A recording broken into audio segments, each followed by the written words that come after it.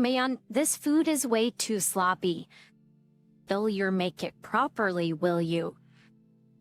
The clothes still have wrinkles in them. Vegetables in this stew are too hard. You didn't simmer them long enough. My unemployed husband and mother-in-law do nothing but complain, even though they don't lift a finger themselves. On top of that, when my husband cheated on me, and I found out, he had the nerve to say, "I got irritated because of your arrogant attitude lately, so I found myself another woman, and he just moved in with her. If you apologize and wait, come back." That was the last straw. I decided to leave him. My name is Emily Thompson, and I'm a 30-year-old executive secretary. I live with my unemployed husband and his mother, Mamie. Ken and I went to the same elementary and middle schools, and he's been good at baseball since he was a kid. He always said, "I'm gonna be a pro baseball player one day." He had so much talent in baseball that it didn't seem like just a child's dream.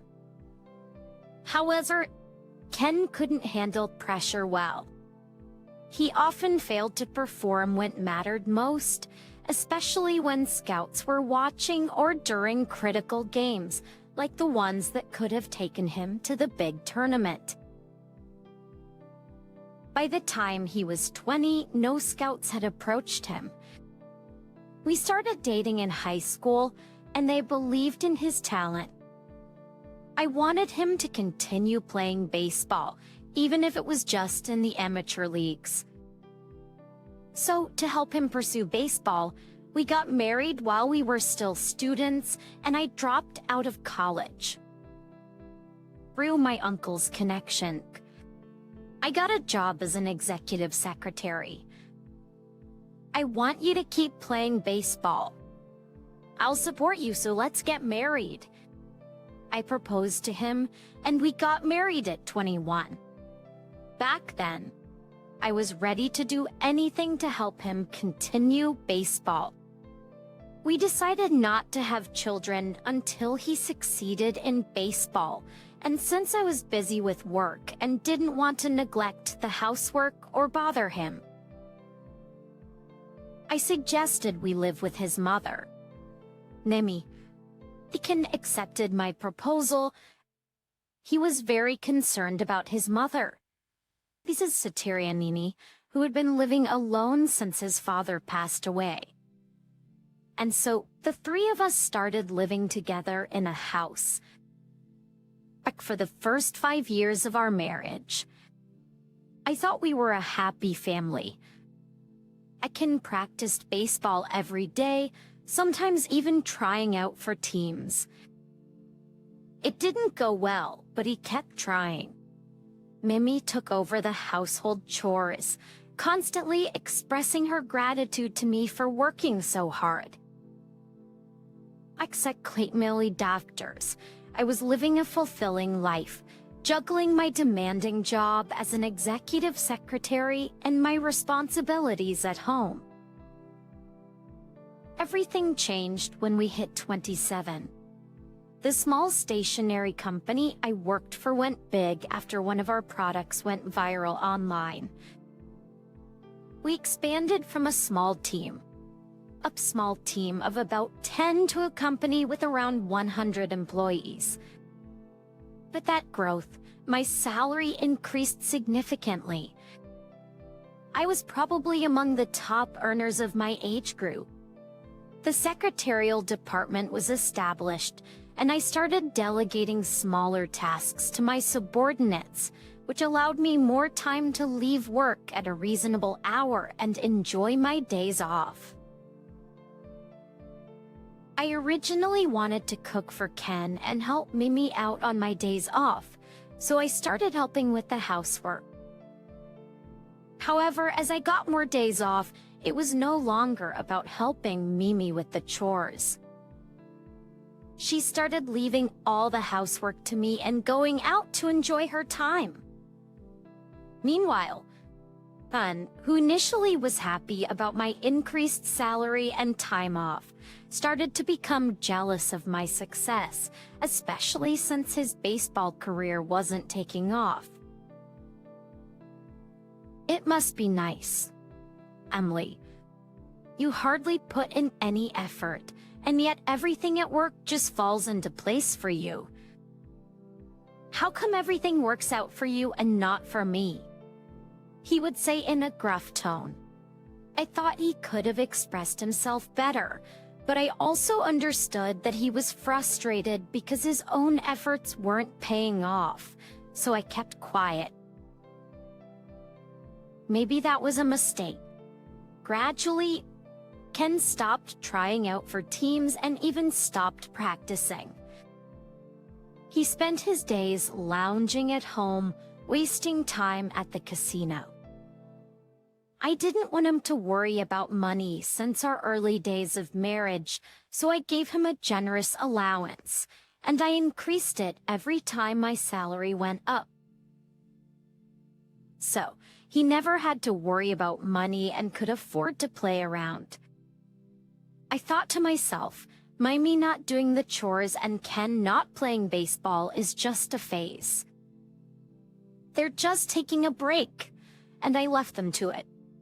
But their lifestyles didn't improve. They just got worse and worse. And about a year ago, things reached a point where I started to consider divorce. I had spoiled them too much. First off, let's talk about my mother-in-law. At first, even when I was doing household chores, she used to help me out. But recently, she has stopped doing any housework at all. What's worse, when I'm busy and can't get to the chores, she starts complaining, saying things like, Emily, the dishes aren't put away. What are you doing? If you leave the dishes on the table, it's in the way and looks bad. Wait, you bought takeout for dinner today? That's terrible. It's bad for your health. And besides, you're coming home too late, she'd complain. If I ever suggested to her, if you're concerned about it, you could help out with the housework, she'd snap back at me saying, you want me, a frail old woman, to do housework and work? Frail or not, my mother-in-law is just shy of 60 and totally healthy. Ever since she started dumping all the household chores on me, she's been going on trips with her friends every month, be it month by month, whether it's going to the beach or skiing. There's no way she's not in good shape. And when I'm being yelled at like this, my husband and also comes in to scold me. "Okay, Emily, will be so hard on Mom. You were the one who said you'd take care of the housework and your job, weren't you? And start complaining now." He'd say, treating me as if I were the villain. And my mother-in-law, feeling protected by her son, becomes even more brazen. The clothes are wrinkled. The vegetables in the stew are too hard. They're not cooked enough. There's dust on top of the cupboard. The complaints about my housework turned into nitpicky and sarcastic comments. Meanwhile, N is currently completely unemployed. At Pin for the past 2 years, he hasn't even touched a baseball bat, let alone practiced. When I suggest, if you've given up on baseball, why don't you get a job? He'd retort, I'm aiming to be a professional poker player. Don't butt in when you don't know anything. Recently, he's been saying he wants to become a pro mahjong player. I would support him if he was serious about becoming a poker pro. In fact, I'd be happy if he found a new dream after his baseball dream fell through. But that's not the reality. He just wants to have fun. So I asked him, haven't you been going to the poker parlors recently? What happened? When I said that, he told me, I've quit poker. I have a talent for horse racing, so I'm going to do that. I'm different from you. I have a lot of talents. Every time he pointed this out to me, his dreams kept changing, from being a professional poker player to a darts pro to a pro golfer. And no matter which profession he claims to be pursuing, he only goes to these places twice a week at most. At reactions, the rest of the time, I know he's out meeting women. I realized this 3 years ago. After accompanying the company president to a lunch meeting, he told me, you can go straight home today. You should go and enjoy yourself in the city for once. Walking around thinking of catching a movie for a change. I saw Ken going into a motel with a woman. I didn't want to believe it at first and to convince myself that I was mistaken. I watched a hotel entrance from McKillay across the street. The hours later, and came out, no doubt about it. His hair was slightly wet, and the atmosphere of the two of them was clearly post-intimacy. I was speechless. I couldn't accept that he was cheating while I was working hard for him. When I got home and he pretended like he had been practicing, I felt murderous. Why does he lie? How can he be so calm? Ever since I witnessed the affair, wherever he says he's going, I suspect he's cheating. I followed him a few times on my days off. 2 out of 5 times. He was meeting women, each time a different woman. Of course, I thought about divorce. But back then he was still playing baseball, so I convinced myself it's just a momentary lapse. He'll stop eventually. If it's not the same woman, it's just a fling. I loved Ken, who was playing baseball that much. But now he's not playing baseball. He's just a man who fools around and cheats, not working and playing house bully with his mother. Hey, Emily, don't leave the lights on. This meal is too sloppy. Is cooked properly? What the hell are you here for? He'd always talk down to me. Except my current state of unemployment, there's no way he should be in a position of authority over me. If you have a problem, then work. I'm the one paying for the electricity and the food, you know. If you're gonna complain that much, then you do the household chores. Kittens, when I would say this, Ken would always get defensive and snap back. It was you who said you'd support me. Take responsibility. Don't you dare order me around. That's right, Emily. Don't order Ken around. Who do you think you are? And like that, Ken would get defensive and his mother would always join in. Between this mother and son duo would always cover for each other when the situation turned against one of them. I wanted to get away from these two. I wanted to break up. More. I even hired a detective agency to gather evidence of Ken's infidelity, thinking that could be a valid reason for divorce. But I couldn't bring myself to do it, because I might have made him dependent on me, and realizing that made it harder to bring up divorce. He has no life skills. He can't do housework and he has no will to work. He's living off of me. and he doesn't think there's anything wrong with that. Living with him had reached its limits, but I needed a catalyst to leave. And then, fortunately, he provided me with one. That day, I was supposed to accompany my boss to dinner with a client, and I wasn't expected to be home until late at night. However, the dinner was canceled due to the client's circumstances. My boss, not wanting to waste the cancellation fee, asked if I wanted to stay and eat, but I declined, suggesting, "Why don't you invite your wife and daughter instead, since we're already here?" He seemed happy with the idea and called his wife right there. After parting ways with my boss, I returned home in the evening. As I entered, I saw a pair of unfamiliar heels in the entrance.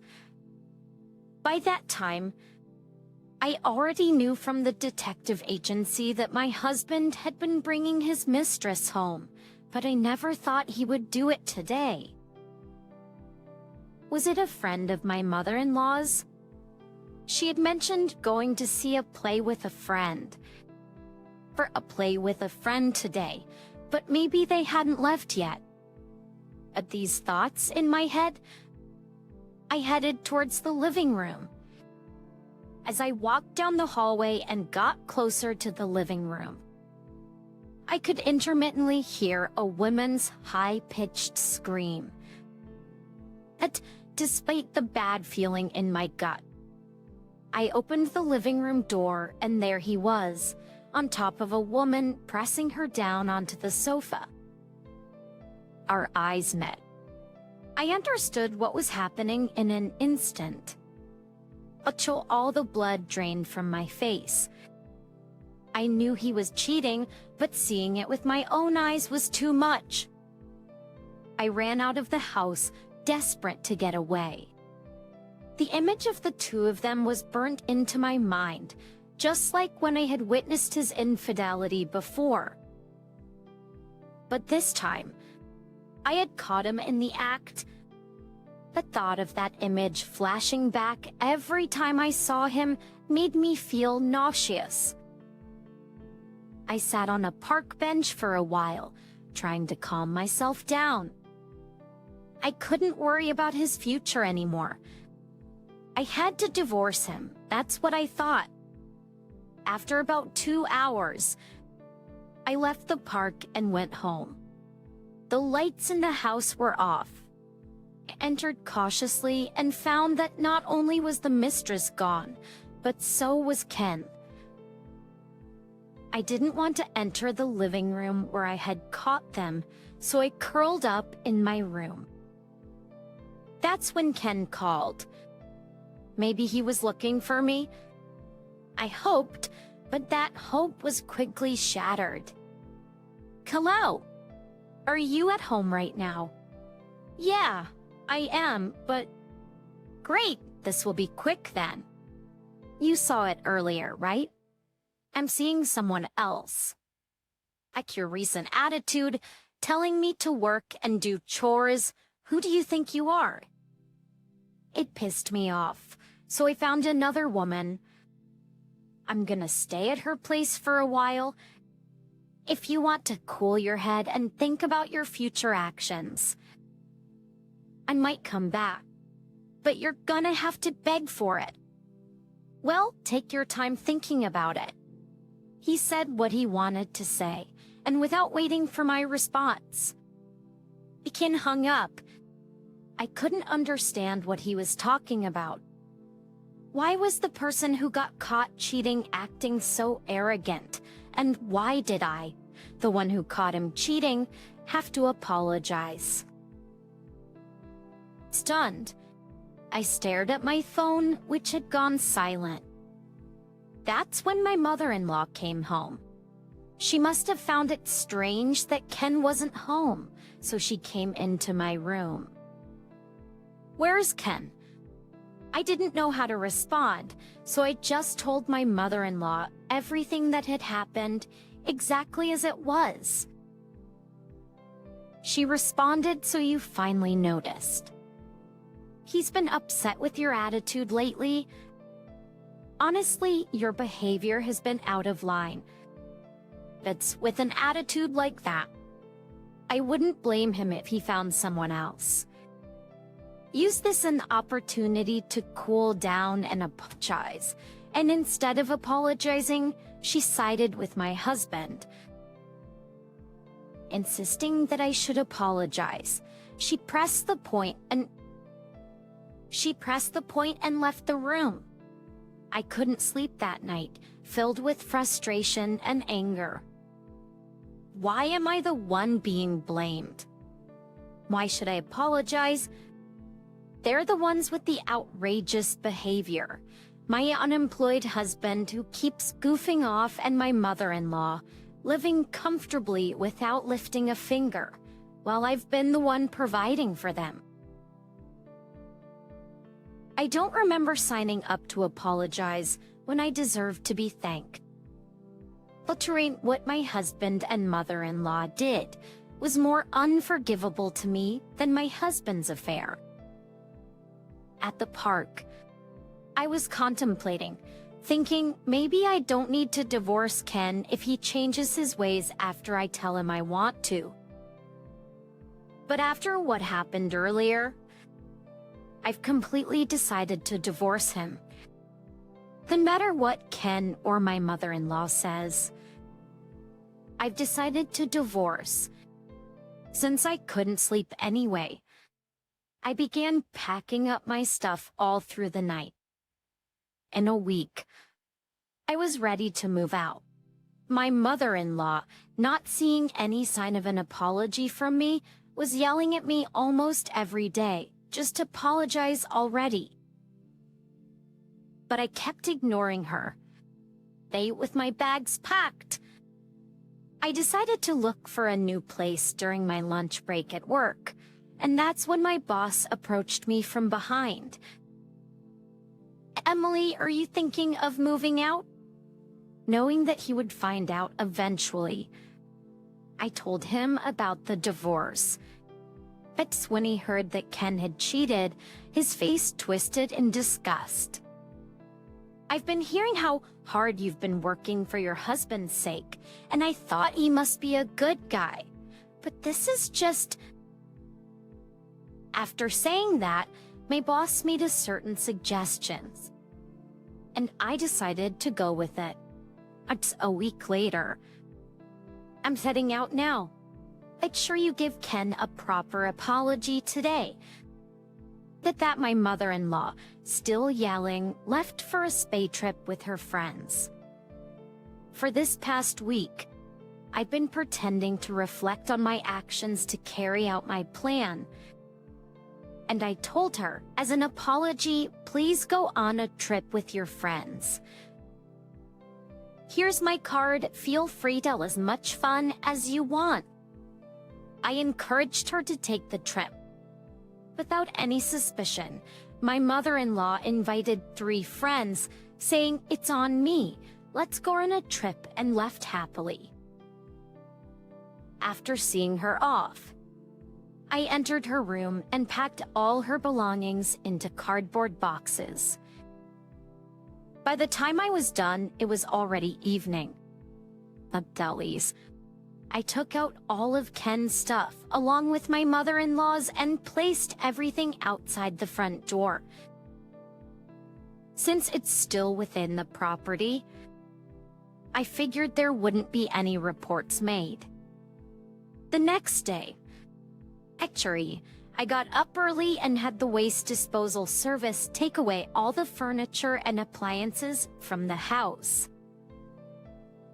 I didn't want anything that Ken, my mother-in-law, or his mistress might have touched in my new place.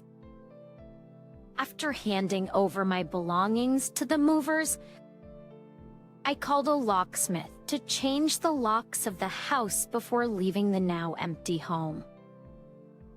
Now everything was ready. They arrived at my new place, which was about 2 hours away from my old home, and just as I was about to start unpacking, I received a call from my mother-in-law. What the hell? Emily, what is this about? The card you gave me has expired. It's your ex-justy.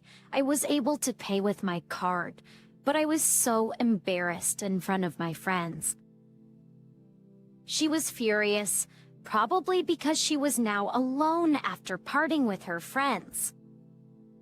It was just around that time.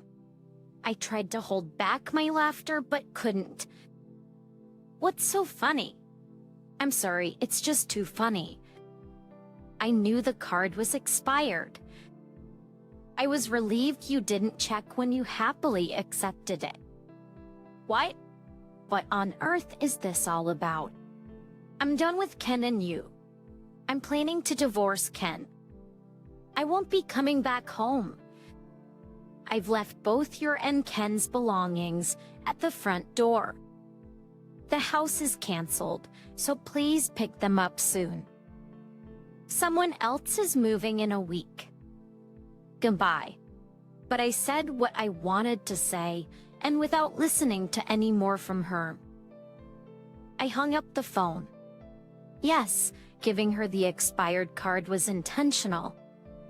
I carried out my plan of leaving the house. I needed her out of the way. I needed her gone for at least 2 days. But I had no intention whatsoever of doing anything for my mother-in-law. That's why I gave her the expired card and suggested she go on a trip. She took the bait without noticing it had expired and happily went on her way.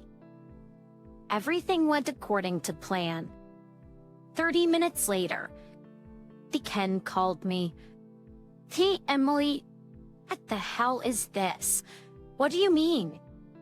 You heard from your mom, right? Oh, she's not my mother-in-law anymore. Damn it. Emily, enough is enough. I'm serious. I've been fed up with both you and her for a long time. Your leaving helped me make up my mind about divorce. Thanks.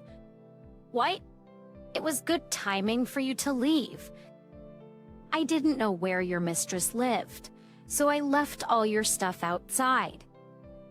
I already told her, but you better pick it up quickly. It will be a hassle for the next person.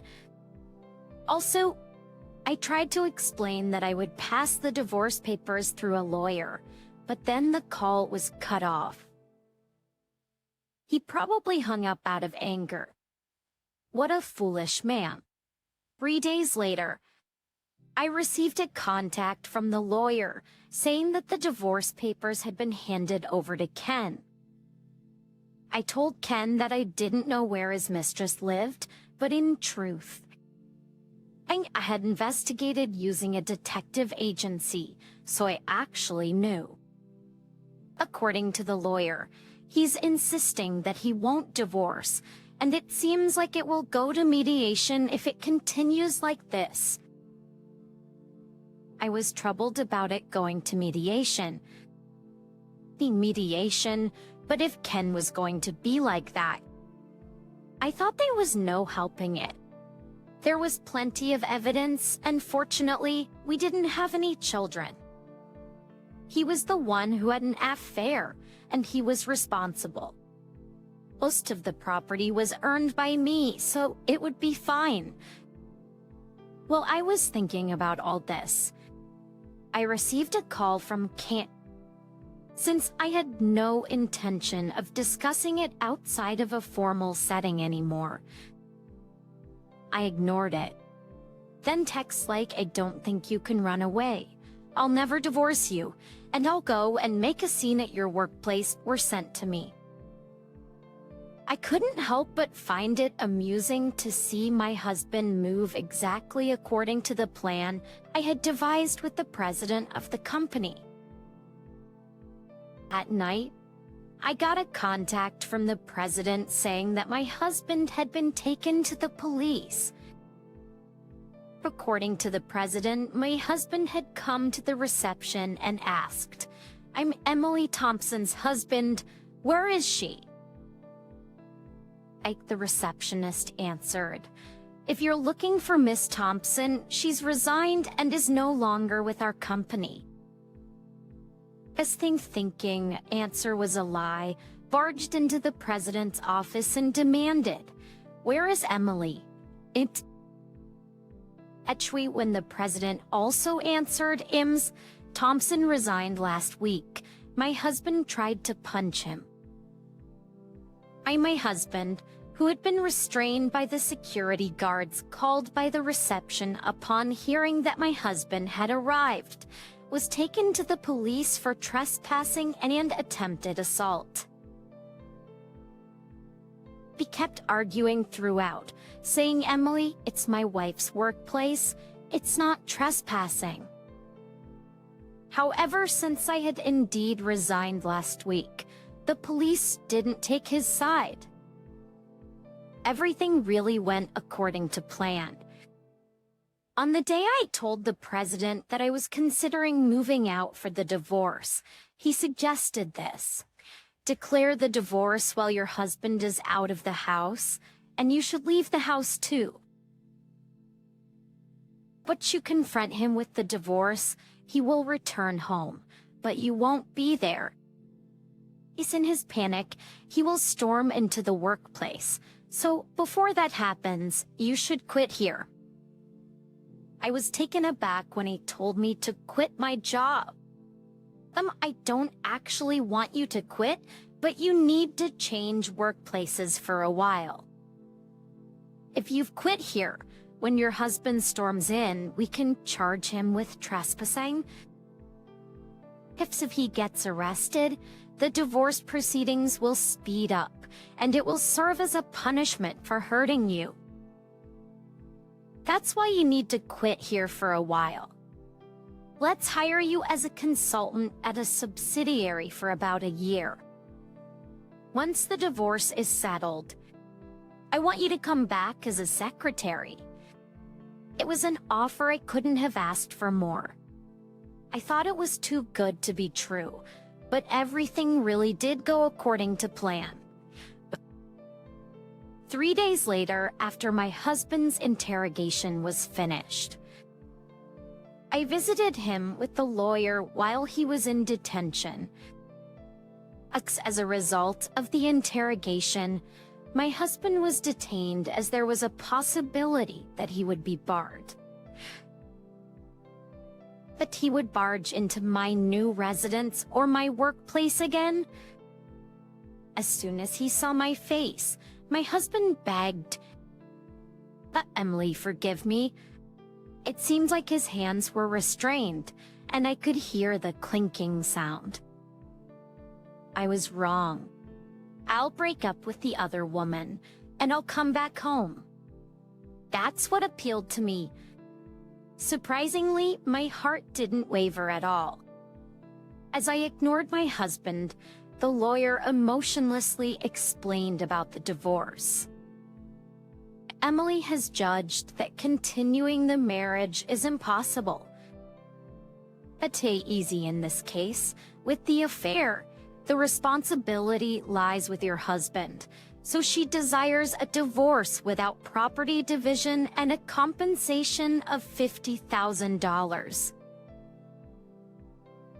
At the lawyer's words, Ken begged, "Now, I don't want to divorce." However, as I continued to ignore him, he gradually became irritated and started saying, "I will never divorce you. I will chase after you for the rest of your life. If you cannot sign the divorce papers, it will go to mediation, but I don't care. I'll do whatever it takes, even if it goes to court. Even if it goes to court, given that there is evidence of the affair, I think your husband will be at a considerable disadvantage. Additionally, if it goes to court, you will need to hire a lawyer. Evidence of the affair? If you have it, then show it." And said with a smirk. I took out photos from my bag and scattered them on the table. Suppose they were various photos of Ken's affair taken by the detective agency I had hired. Seeing those, Ken quieted down and started begging me to get back together with him. After being caught in the affair and still living at his mistress's house, he had the audacity to act like there was no evidence. I thought about this calmly. As Ken repeated, "Please forgive me," I was wrong, and I saw that it was getting nowhere. I said, "You only have two choices. Sign the divorce papers here." When I said that, Ken looked down dejectedly. "Without Emily, what am I supposed to do, huh?" "I don't know. Why don't you just do whatever you like professional poker or horse betting? You're talented, aren't you?" At that, and was at a loss for words. Seeing him so down made me feel somewhat relieved. And since I didn't feel like discussing anything further with Ken, I decided to leave the rest to the lawyer. As I was leaving the room, and desperately called out to stop me, but I determinedly ignored him. 2 hours later, the lawyer contacted me to say that Ken had finally agreed to the divorce. As a result, we got divorced with no division of property, and I received the $50,000 in alimony I had asked for. Half a year has passed. Since then, my ex-husband Ken is desperately working night shifts every month to pay me the $1,500 in alimony. I heard from the boss that he's getting yelled at by the site supervisor while struggling with an unfamiliar part-time job. Having lived up to 30 without a job, Ken probably has to do that much to scrape together $1,500 a month. His mother, Mimi, whom he used to rely on, contacted me last month saying my card payments are overdue, and if this continues, debt collectors will come after me. Please help. Apparently, she had lavish time during that infamous trip, and now that I'm gone, her account, which only has her pension coming in, is short on money. The lawyer said that they might end up on welfare. If that happens, the alimony would be reduced monthly and the payment period extended. They earn my own money, and the alimony was claimed as a sort of retaliation against them, so I have no problem as long as they suffer for a long time. As for me, I've been living a fulfilling life since the divorce. Being an advisor to a subsidiary means going to the office twice a week and attending a few hours of meetings, so my job is pretty easy and comfortable. Thanks to that comfort, I've been enjoying my days going on dates with my new boyfriend. Apparently, my new boyfriend had been harboring feelings for me for over 7 years and thinking that my divorce was his chance. He decided to make his move once I was free. Yes, my new boyfriend is the president of my former workplace. He seems to have been fond of me, always working hard for my ex-husband. Now, I'm spending my days going to various places with this kind president and living a happy life. I'm not thinking about marriage for a while since I learned my lesson with Ken. I just want to enjoy these lovey-dovey days with my boyfriend. Did you get Mom and Sis's stuff? We're gonna be supporting them from now on, Jason said over the phone as if it was the most natural thing in the world. As always, Jason only thinks about himself. he probably sees me as just a convenient presence. I've decided to cut ties with Jason and his family. I got it. Just sent my stuff to my new condo too. I replied cheerfully to Jason. Tuh. Condo. Jason muttered and then went silent for a while. My name is Cheryl Hayward. I'm 55 years old and work for a real estate company. Working in real estate sales is a continuous struggle.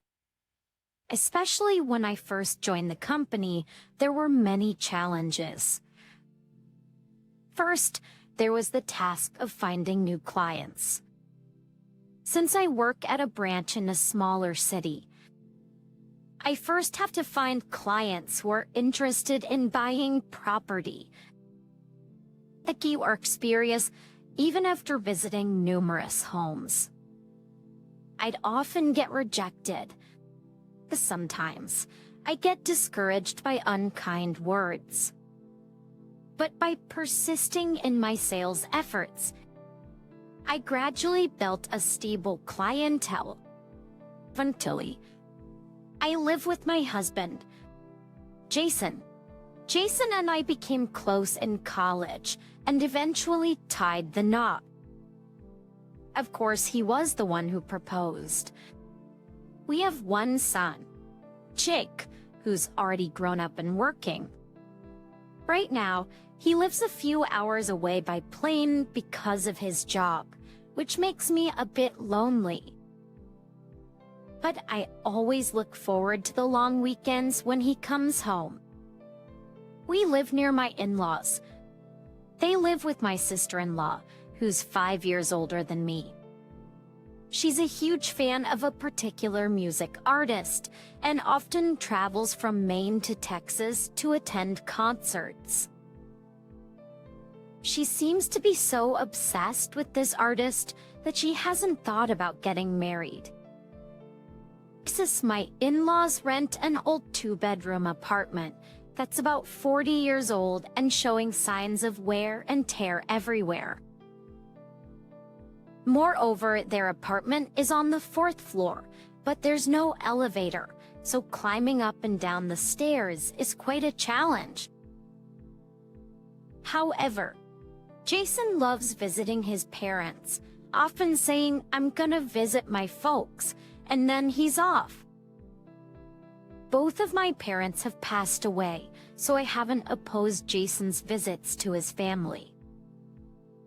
Living with my in-laws isn't even a topic of conversation. They're still in good health, and with my sister-in-law around, there's no issue. I was optimistic about the situation at the time, but one day, I was caught off guard.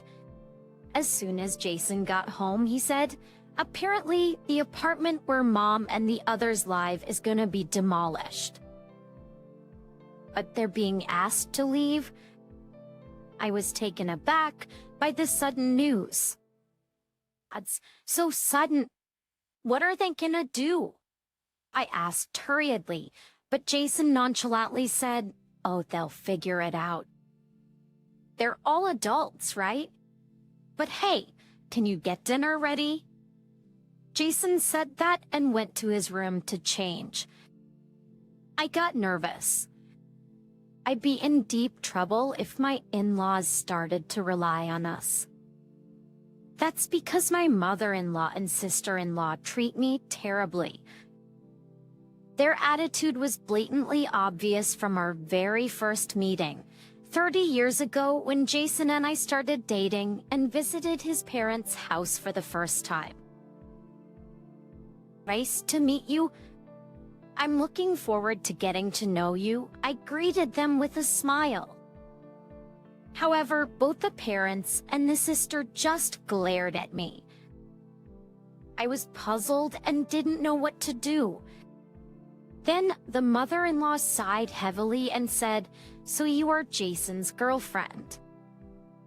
I was wondering what kind of girl you'd buy. You don't look glamorous at all. You look rather poor." Excuse me.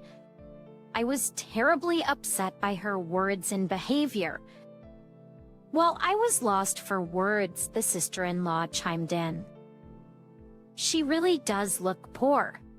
Jason, your taste in women has gotten quite bad. That's for sure.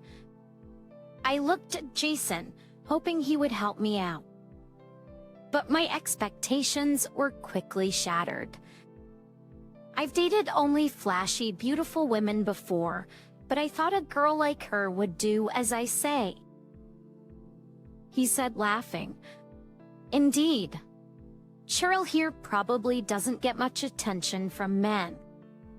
She must be desperate not to be dumped by Jason. She'd likely do anything he tells her to. His sister nodded in agreement. In retrospect, I should have broken up with Jason right then and there. But I was so in love with him at the time. I couldn't see what was happening right in front of me. I even misunderstood Jason's terrible behavior as his way of helping me fit in with his family. And so we got married and hell awaited me. After a while, the mother-in-law and sister-in-law started ordering me around. Hey, the microwave is acting up. Go buy a new one. The mother-in-law would suddenly demand over the phone. Confused and panicked, I rushed to the electronics store. I bought the microwave she specified and delivered it to her house, but she didn't even thank me. Now that we've got the microwave, we have no use for you. Just go home, she said dismissively. Of course, she didn't reimburse me for the microwave. And after that, she kept ordering me around. But if I ignored her orders, she would tattle on me to Jason. Then Jason would yell at me. You are part of my mother's family, aren't you? Just think of it as showing respect to your elders and buy it. This went on for a long time, so I reluctantly put up with it. The sister-in-law was no better. She would suddenly contact me saying, I want to go to my favorite band's concert. Arrange the plane tickets for me. And the date she'd want to travel was always just around the corner. Of course, there are often no available seats on the flights. So when I tell her that the flights are all booked up, my sister-in-law suddenly gets furious. What's wrong with you? Why are you so useless? This is unbelievable. Fine, I'll go a day earlier, so arrange a hotel for me too. You're paying for everything since this was your mistake. She would rant and then hang up the phone on me. I ended up paying for her plane tickets and hotel stays with my own salary. The father-in-law was completely under the thumb of his wife and daughter. He's right, you know. What they say is always correct, and you're always wrong. Now go buy me some booze. The in-laws and sister-in-law kept making unreasonable demands, wearing me down. But the problem wasn't just with them. Jason was a huge problem too. It was a Monday night. When I came home, I found Jason sitting on the living room couch. In the dark with no lights on. I sensed something unusual and asked Jason, is something wrong? Jason responded without making eye contact. I quit my job. I had a fight with my boss today. What? I was taken aback. But from what I heard, it seemed like his resignation was accepted on the spot. Normally, it would take about a month to resign due to the handover process. However, in Jason's case, his boss allowed him to resign effective immediately. even after hearing this story. I couldn't come to terms with it. What are you going to do now? You need money to live. Do you have any prospects for a new job? I bombarded him with questions. Then, Jason casually said, I'll start job hunting from tomorrow. Cheryl will cover the living expenses for a while. I was about to respond to Jason's unreasonable statement. However, he glared at me and said, I married you, saving you from a lonely single life. At least be useful at times like these. Jason continued to watch TV with a sour mood. Once he gets like this, he never changes his opinion. On top of that, he sometimes takes out his frustration on objects. There was even a time when he damaged the refrigerator. I can't deal with him breaking things around the house. Reluctantly, all I could say was, okay. I understand. Afterwards, Jason still hasn't found a new job. He goes out occasionally, but it's unclear whether he is actually job hunting. Moreover, he stopped contributing to our living expenses altogether, forcing me to cut back on groceries. However, Jason eats a lot and has an expensive taste. When I make economical meals, he eats everything, including my portion, and then complains. Are you trying to make a point because I'm not working? Serve me dishes with more beef? Having a stingy wife like you makes me feel pitied. I wonder whose fault this is. Yet, I couldn't stand up to him strongly. Because I still have feelings for Jason. Apologizing. I said, I'm sorry, while feeling mentally exhausted. Then, one day, the doorbell rang and I went outside. Who is it? There stood two men from a moving company. You're the Haywards, right? We're here to deliver the requested items. The movers said, proceeding to bring the items inside. Wait a moment. Isn't there some mistake? I panicked and stopped the movers. With a puzzled look, one of the movers said, We received a proper request from the homeowner. Homeowner Jason Hayward.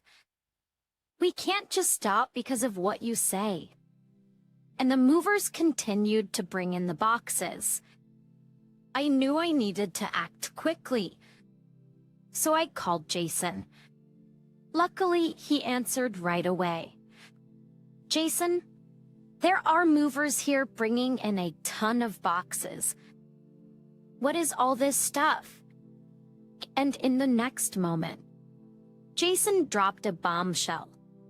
You've received my mom and sister's stuff. We're going to support them starting today. My husband Jason said it as if it was the most natural thing in the world. What do you mean? My mom and sister are being forced to move out of their apartment. We have rooms, so I suggested they live with us. Plus, they said they could contribute some of my dad's pension to me. It'll be extra pocket money for me. As always, Jason only thought about himself. He planned to use the money, which was supposed to help with additional living expenses, as his own pocket money. Living with my in-laws would definitely increase our living expenses. And yet, Jason had no intention of contributing to the household. In his eyes, I was just a convenient source of money. I decided it was time to cut ties with Jason and his family. I had loved him so much that I endured his harsh treatment. But this incident made my feelings for him fade away.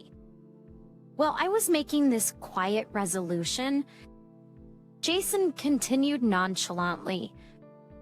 "So, how long will it take to unpack everything?" "Stop," I thought to myself.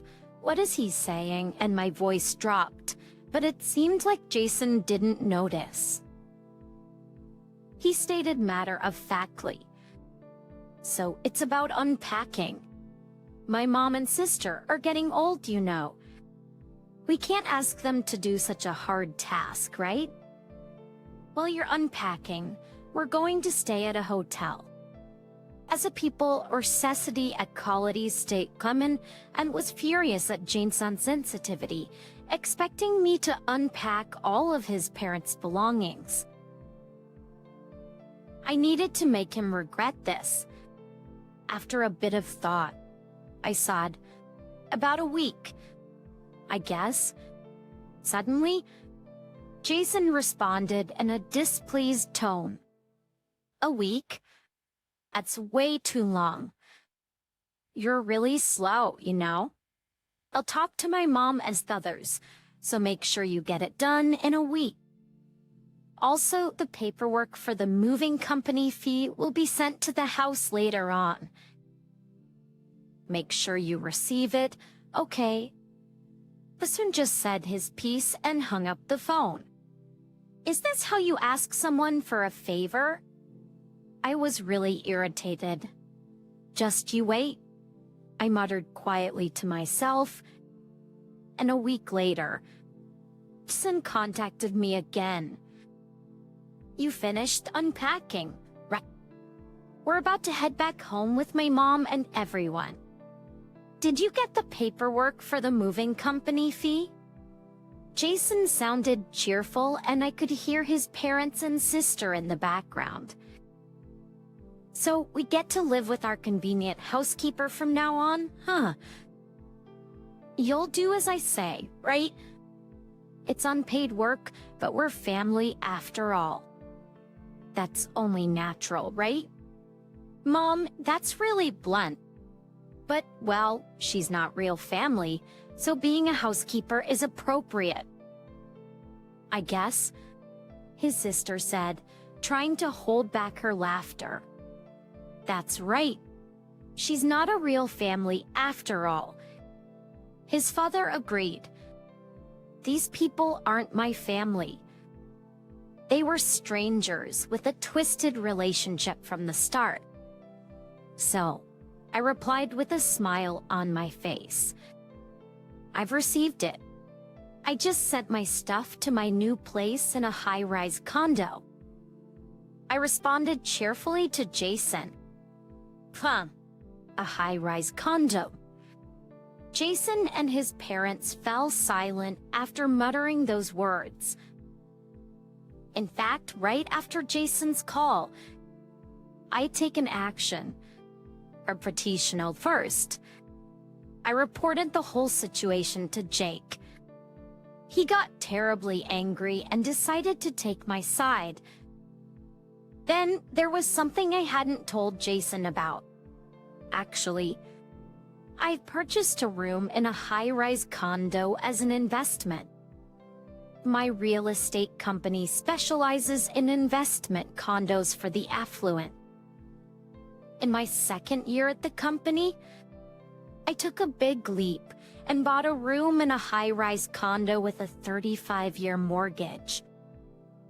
Though it's a one-bedroom with a living room, not very spacious, and even though it's in a high-rise, I bought a unit on the 3rd floor. So the purchase price was on the lower end for that building. Still, it was a big purchase, something meant to last a lifetime. I'm quite proud that I had the courage to make such a purchase. I rented it out immediately after buying it. I can as frustrated as for the mortgage payments. The rental income had been nicely offsetting them so far.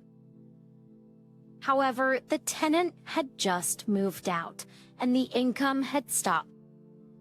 I thought it was good timing, so I decided to move in. I explained calmly. Then Jason spoke up. Why do you get to live in a high-rise condo by yourself? That's not fair. What are you going to do with the house we were living in? Jason seemed quite flustered, which I could understand. After all, the house we were living in was a rental. Jason, being unemployed, certainly couldn't afford to pay the rent. His parents were living off their pensions, and for a rented house was significantly higher than for an apartment. And his sister was pouring all her salary into her music artist obsession, leaving her with almost no savings. I played dumb and answered, why not just live together as a family? But the lease is under your name, so there's no need for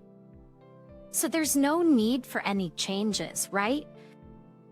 Why, no problem at all, right?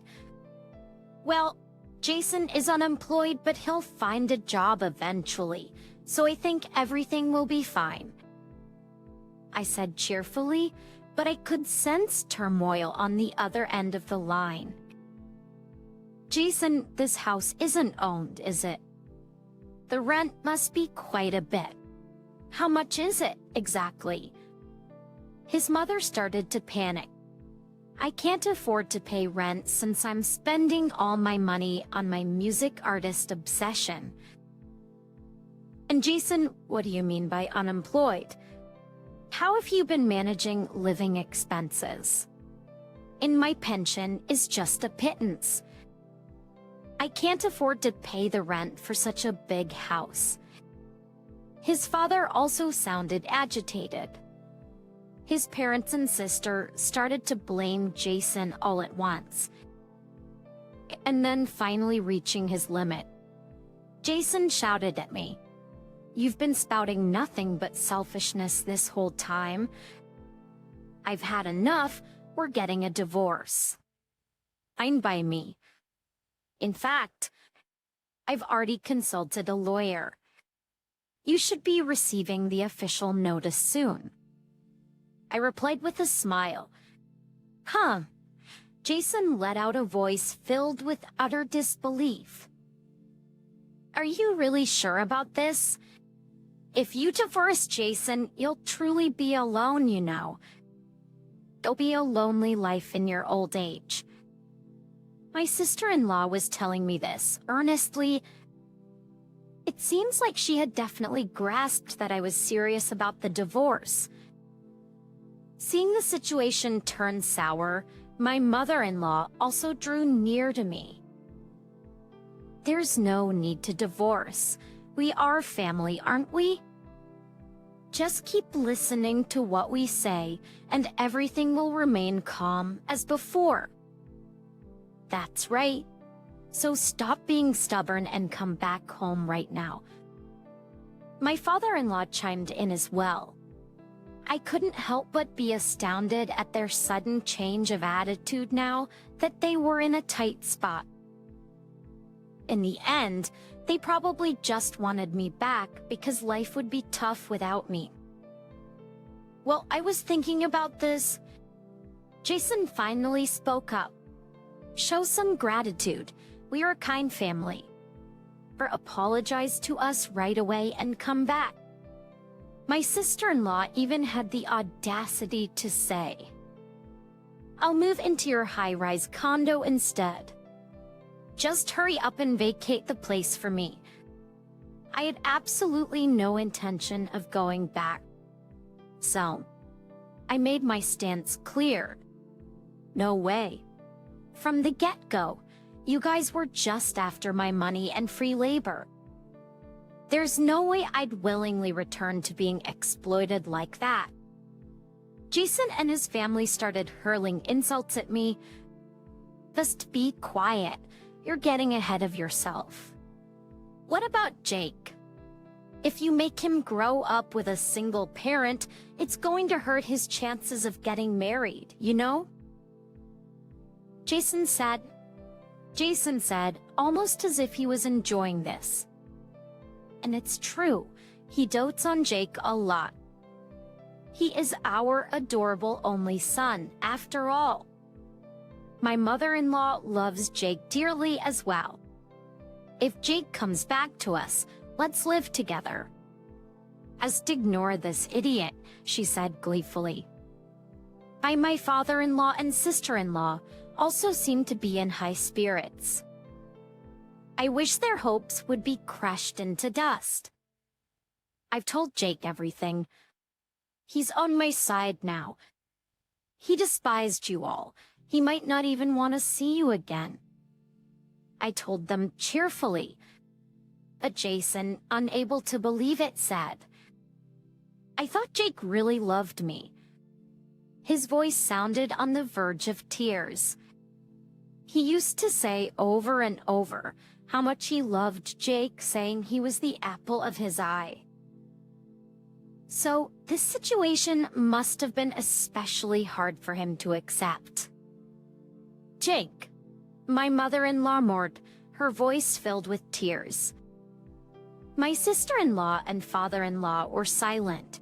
Perhaps they were at a loss for words. In the midst of this, Jason seemed to remember something. By the way, you did pay for the moving costs, right? My mother-in-law also seemed to recall, saying, that's right. Why on earth would they think that I, the person they oppressed, would pay for their moving costs? Especially when we were in the middle of discussing a divorce. So, I answered calmly, I didn't pay. I believe it was a few $1,000s. It's impressive that you can even bring up such an amount. Jason's voice trembled as he responded.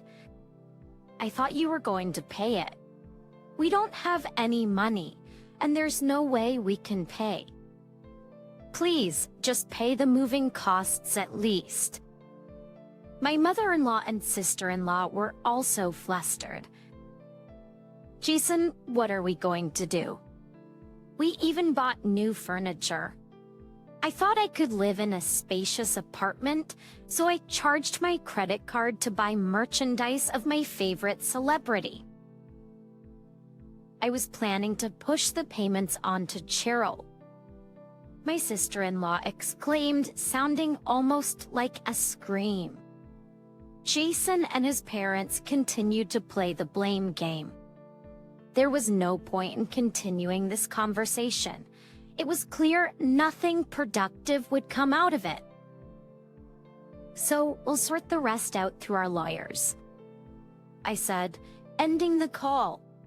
Then, I calmly blocked Jason and his parents' contact information. Eventually, Jason and I got divorced. However, the divorce negotiations with Jason and his family were quite tumultuous. After all, Jason was unemployed. He was hoping to cancel the divorce and continue receiving financial support from me just like before. Not to mention, he wanted me to bear the moving costs. At the moving costs as well. But all his plans crumbled when Jake, whom he doted on, expressed his contempt for him. During the meeting at the law firm, Jake temporarily came back to our side, and he told Jason and his family, I consider only my mom as my family now. I can't call people who oppress her, like Dad and Grandma, my family. If you guys get divorced, I'm going with Mom. Jake firmly rejected Jason and the others. This had Jason and my mother-in-law at their wits' end. So they turned to me and said, you need to talk some sense into Jake. This is all your fault, isn't it? Talking about divorce and dragging the whole family into this mess. Don't you realize you're causing trouble? To that, I responded decisively. So what? You want me to just keep putting up with this and continue being your maid while Jason doesn't work and doesn't lift a finger at home? And you expect me to live with your mother and sister too, letting everyone walk all over me. There's no way I'm going back to that environment. Perhaps because I raised my voice. Jason and the others were taken aback. I calmed myself down and said, my family is Jake and Jake alone. From today onward, Jason and the rest are strangers to me. Before you took this killing, I won't have anything to do with you any longer, and I certainly won't be helping out with any living expenses. Hearing this, Jason and my in-laws had a look of frustration on their faces. Especially with my firm resolve and the persuasion of my lawyer, the divorce went through. However, after that, Jason and the others tried to reach out to me several times through the lawyer. We can't find work and we're being forced out of our home. Perceptually, we borrowed money for the moving expenses from a loan shark, but the interest just keeps piling up. If this continues, we're ruined. Please, can't we start over? Albertinix, I'll do anything. And according to my lawyer, Jason wasn't the only desperate one. My in-laws were also reaching out. Please, we're begging you to help us financially. Jason isn't working, he just sits at home watching TV. The legs and back hurt, and I can't do the housework properly, my mother-in-law pleaded. Can't you at least take care of me? The rent and living expenses are piling up, and I just can't make ends meet, my father-in-law begged. Even my sister-in-law had the nerve to say, it's unfair that you get to live in a luxury condo while I'm stuck here. Let me live with you. Even after the divorce, they all seemed to think that I, their ex-daughter-in-law, would still do as they said. I asked my lawyer to politely decline their requests. In this situation, I figured that if left alone, Jason and his family would eventually self-destruct. As for me, I continued living my usual life in my luxury condo. The one thing that had changed was my contact with Jake. After divorcing Jason, Jake and I started talking more frequently. It turns out Jake has a girlfriend, and they're planning to visit me soon, taking a trip to my place. Maybe, just maybe, my family is about to get a little bigger. Excited at the thought, I started searching online for restaurants that Jake and his girlfriend might like. Today's our honeymoon, right? What do you mean by tearing up my passport? Just as we finished packing and were about to leave, my husband, in what seemed like a crazy move, forcefully tore my passport. His smug face really got on my nerves. I never planned to go with you in the first place. I was obviously gonna go with my mom. I had sensed some tension before we got married, but I had no idea the twisted relationship between my husband and my mother-in-law was this deep. I've never heard of anyone's mother-in-law hijacking their honeymoon, at least not in my circle. I was shocked and angry at this unbelievable situation, but above all, I felt really creeped out. I wondered if I'd made a huge mistake choosing him as my partner. As he brought out scissors and began to shred the passport, I looked at my mother-in-law, grinning from ear to ear, and thought I needed to get away from here as fast as possible. I never expected this, but I actually had the perfect evidence to bring these two down. My name is Sarah. I'm 29 years old and have been working for 7 years. I recently got the proposal I'd always dreamed of from my boyfriend of 4 years, and now I'm right in the middle of planning our wedding and honeymoon. I met my husband after I started working.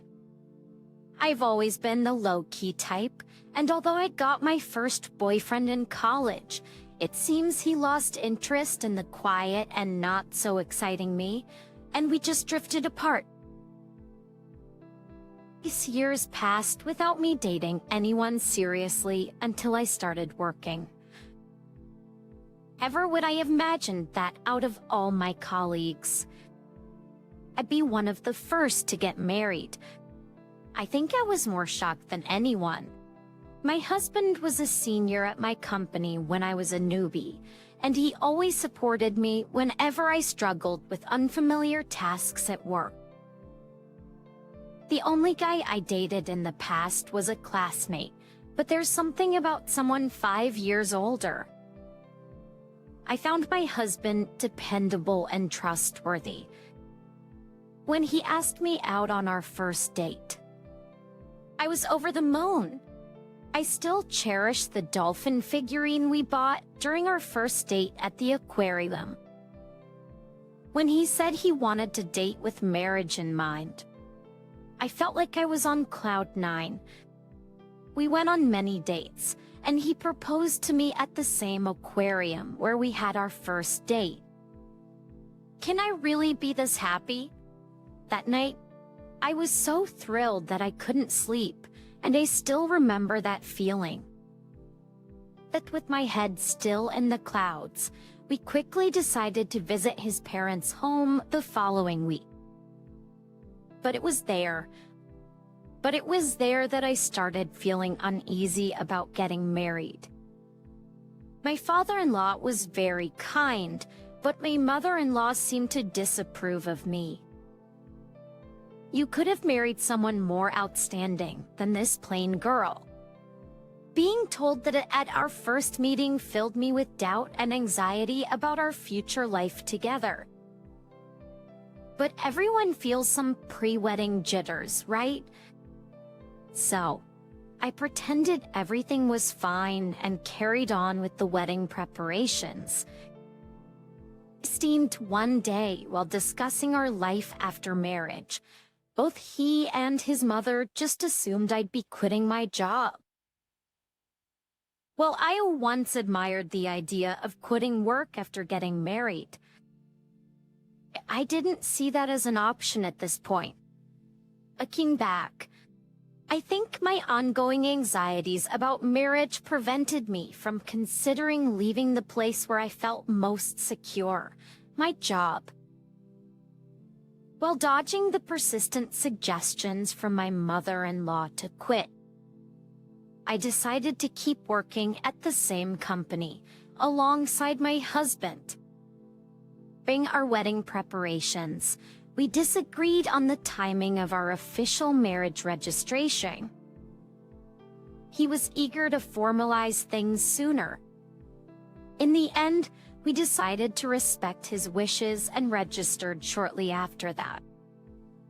The procedure felt rather mundane, but realizing that we were now officially married made me so happy. We discussed having a small, intimate wedding, but it seems he mentioned this to his mother, and she called the next day. You know, Edward's wedding, and you're talking about having a small, intimate ceremony? Please don't just say whatever you want. The wedding needs to be grand. I'll make sure it's fitting for Edward. By the way, please keep your guest list minimal. Just your parents and close friends. Your friends are probably just as dull, right? They'd make the wedding feel so gloomy and ruin everything. I was bombarded with opinions about the venue and the guest list, and it was infuriating that she felt she had the right to dictate so much, but I wanted to avoid conflict with my soon-to-be mother. Yeah, I had a ton of things I wanted to say, but I kept telling myself that maybe this is just how weddings go and decided to invite only my parents and close friends, as my mother-in-law wanted. But my mother-in-law's meddling didn't stop there. She didn't just interfere with the guest list. She also had opinions about the program, entertainment, decorations, and food. If we did everything as she said, we'd go way over budget. Initially, Edward's family had said they would cover half of the wedding costs, but somehow that changed, and now it was, weddings are for the bride, and suddenly we were way over budget. I ended up having to pay for all the extra expenses she wanted. So, the wedding ended up being a flashy affair just as she wanted, far from the simple ceremony I'd imagined. I tried to make some changes behind her back to save on costs, but I ended up getting scolded by her, saying it looks cheap. Looks cheap because you didn't do as I told you. Still, after the wedding was over, I thought I'd finally get some distance from her. But then my husband did the unthinkable. I was fed up with all the interference from her regarding the wedding, and even though my husband knew I wanted to keep my distance from her, he insisted we live with her. Our new place, which we'd already signed a lease for, was canceled without me knowing, and all of my belongings that were supposed to be moved there could only be sent to my husband's family home. I was at a loss for words, shocked by how everything had been decided without consulting me. The wedding planning was entirely left up to me. Even when I told Edward the costs would exceed the budget if we met all of her requests, he pretended not to hear. At the anxiety I had even before the ceremony had grown immensely. After our wedding, we had planned to go on a honeymoon abroad. I'd always wanted to visit this dream destination, and the idea of going there for our honeymoon felt surreal. However, my growing unease with Edward, who by now was acting quite suspicious, and the thought of living with my mother-in-law when we returned really dampened my spirits. Yet, just like with our wedding preparations, Edward wasn't very cooperative about the honeymoon planning, but strangely, he took the lead in booking the flights and hotels. And I assumed he'd chosen a romantic hotel for our honeymoon stay and was excited. As usual, I was left to foot all the bills, but with the pre-wedding euphoria. I was just glad that Edward was helping out even a little. Little did I realize, this was a foreshadowing of a shocking event to come. The wedding wrapped up, and amidst the hustle and bustle, the day of our honeymoon arrived. Despite some unresolved feelings about the wedding and the impending cohabitation, I was determined to switch gears and enjoy the trip with the man I loved. Because I woke up in the middle of the night to prepare in time for our flight. Edward dropped a bombshell as if it was no big deal. "Sarah, I'm gonna go with my mom." As I was double-checking her luggage, I was stunned and couldn't comprehend what he just said. "What? What are you talking about? It's our honeymoon. It's not like any other trip. Why would your mother be coming? And besides, we've only paid for 2 for the flight tickets and the hotel." visibly shaken. I tried to understand his logic when Edward dropped another shocker. "I never said I was going on this trip with you, did I? Don't make me laugh." "Of course. I'm going with my mom. A trip with her takes precedence over a honeymoon. It's a gratitude trip for all she's done for me. You stay here and get the house ready by cleaning every nook and cranny." But that, Edward began to forcibly tear apart my passport I had entrusted to him. I was in disbelief, unable to utter a word, just watching my passport being destroyed. Right then, my fully made-up mother-in-law burst into our room without knocking. "Edward, are you ready?" Seeing her, Edward's face lit up. "Yeah, we're good. Finally, we can go on this trip without any interruptions." They both shared a gleeful laugh, leaving me utterly repulsed. I realized I was about to marry an absolute nightmare. I had been pondering how to get along with my mother-in-law in our upcoming married life, but this was beyond my wildest thoughts. I had made a colossal mistake right from the get-go. I get it now, the kind of people you two are. I couldn't help but speak out, but my words seemed to be nothing more than sour grapes to them as they laughed heartily and left together. I had been so happy that Edward was helping out a bit with our honeymoon. But that was just him preparing to go with his mother. He had willingly taken charge of the flight and hotel bookings because he was booking everything under his mother's name from the start. And he dumped all the costs on me. Answers, the betrayal by my husband hit me hard, but my anger outweighs my sadness. The dreamy, intimate wedding I had always envisioned and the honeymoon, which was supposed to be the best memory with the one I loved, were both once-in-a-lifetime events. But they were ruined by my mother-in-law and my husband. "I can't believe this is happening," I thought, overwhelmed by my situation. At first, I couldn't accept it. But soon after, I decided I gotta act fast and get a divorce. Interestingly, I had something that would come in handy for the divorce. Initially, I started recording the intent of preserving memories of the most significant events of my life, my wedding and honeymoon. Since the wedding preparations, I had been recording and audio capturing various moments. What began as a pure desire to cherish our wedding memories gradually turned into documenting my mother-in-law's malicious actions and harassment.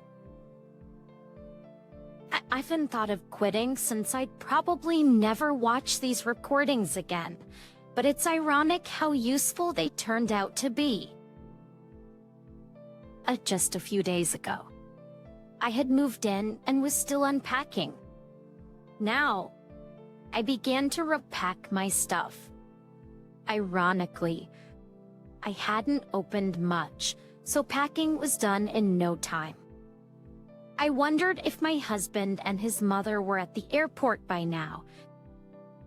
The very thought filled me with an indescribable anger, so I tried not to dwell on it. Even though I'd only been there a few days. I wanted to erase any trace of my presence in that house, so I cleaned thoroughly everywhere I had been. But while cleaning the living room, I stumbled upon something shocking. It was evidence that my husband was embezzling money from his company. Given his position in charge of company sales, He was reporting lower earnings to the company and pocketing the difference. And apparently, his mother was in on it too. They had meticulously noted the actual sales, the amount pocketed by my husband, and even listed all the luxury bags, clothes, and shoes he had bought for her with that money. It was a significant amount, leaving such a diary in plain sight in the living room. I really couldn't fathom what they were thinking. At discovering my husband's misdeeds, I was horrified, realizing the gravity of the situation. For a moment, I wondered if I working at the same company could somehow smooth things over. But then, I thought, why should I help someone who ditched me for a honeymoon with his mother? I headed to the company with evidence of embezzlement. Though they were supposed to be on their honeymoon, having both taken paid leave, my colleagues were shocked to see the very person in the office. Everyone was asking, what happened? Aren't you on your honeymoon? No longer feeling the need to hide anything, I told them that my husband and my mother-in-law had gone on the honeymoon instead, that my passport was torn up, and that I had paid for the entire honeymoon. My colleagues, superiors, and boss were shocked and angry at my husband for me. I thanked my concerned colleagues and made my way to the executive area of the company. In fact, though I never told anyone, one of the top executives of this company is my uncle. Neither my colleagues, nor my husband or my mother-in-law knew this fact. I didn't want people to think I got the job because of connections, so I applied to the company without telling my uncle and secured the position on my own merit. My uncle doesn't handle human resources, so I reached out to him before the orientation and asked him not to reveal our relationship at the company. Though he was surprised, he commended my efforts and promised that we would interact just as any other executive and employee. An uncle doesn't have children, and since I was little, he doted on me as if I were his own child. Till around elementary school, my sisters and I went on several trips with just my uncle. When I was a child, I'd sneakily call my uncle to buy me things I wanted, and I would get scolded by my parents for it. That's how much he adored me. Since joining the company, our work areas have been entirely different, and after briefly catching each other's eyes and exchanging smiles during the orientation, we haven't met since. I knocked on my uncle's office, explained the situation to his secretary, and was allowed in. My uncle greeted me with a beaming smile when I visited, but his expression quickly turned somber. "Why are you here? Aren't you supposed to be on your honeymoon?" Seeing my dear uncle's familiar, kind face, I was overwhelmed with emotion and burst into tears. And through my sobs, I recounted everything that had happened, and he became visibly enraged, an expression I had never seen on him before. Of course, I told him in detail about my husband's embezzlement and handed over the evidence. My uncle promised to convene a board meeting immediately to address my husband's actions. Then he asked, "What are you going to do today? Head back home?" I nodded, and he said, "Well, before you do that, let's grab some good food. I'll drop you off at home afterward." despite the unbelievable betrayal of having my honeymoon hijacked by my mother-in-law. I felt genuinely grateful knowing there were still warm-hearted people in my life who cared for me. Just a week later, when my husband and his mother returned from what was supposed to be our honeymoon, I received an immediate call. My husband was furious that I hadn't picked them up from the airport and hadn't cleaned the house as instructed. He ranted about where I could possibly be, with a recommendation from my uncle and parents. I had already hired a top-notch lawyer who specialized in divorce cases, and the process was underway. Without even letting my husband speak, "Be too sure" are loud and annoying. "I don't want to hear your voices anymore. Why would I pick up someone I'm gonna divorce? And why would I follow your silly orders to clean?" He was momentarily speechless, but soon resumed his ranting. "Do you think it's okay for you to say such things? I did you a favor by marrying you. If I divorce you, you'll never get remarried. My mom's furious too.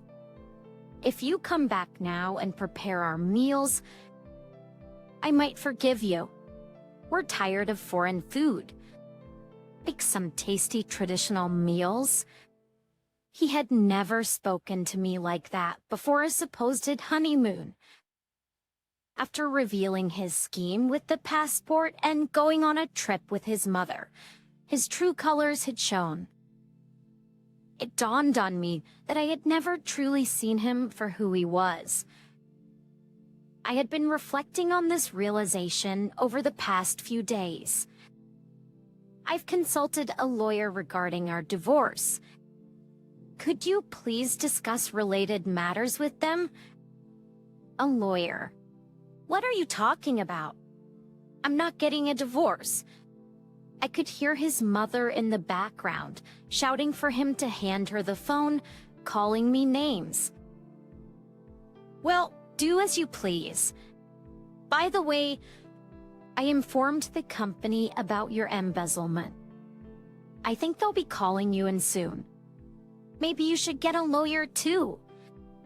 Bye. I could sense his panic on the other end, but it wasn't my problem anymore. He kept calling, so I just blocked his number. My uncle was aware of our honeymoon dates, so right after our call, the company summoned my husband.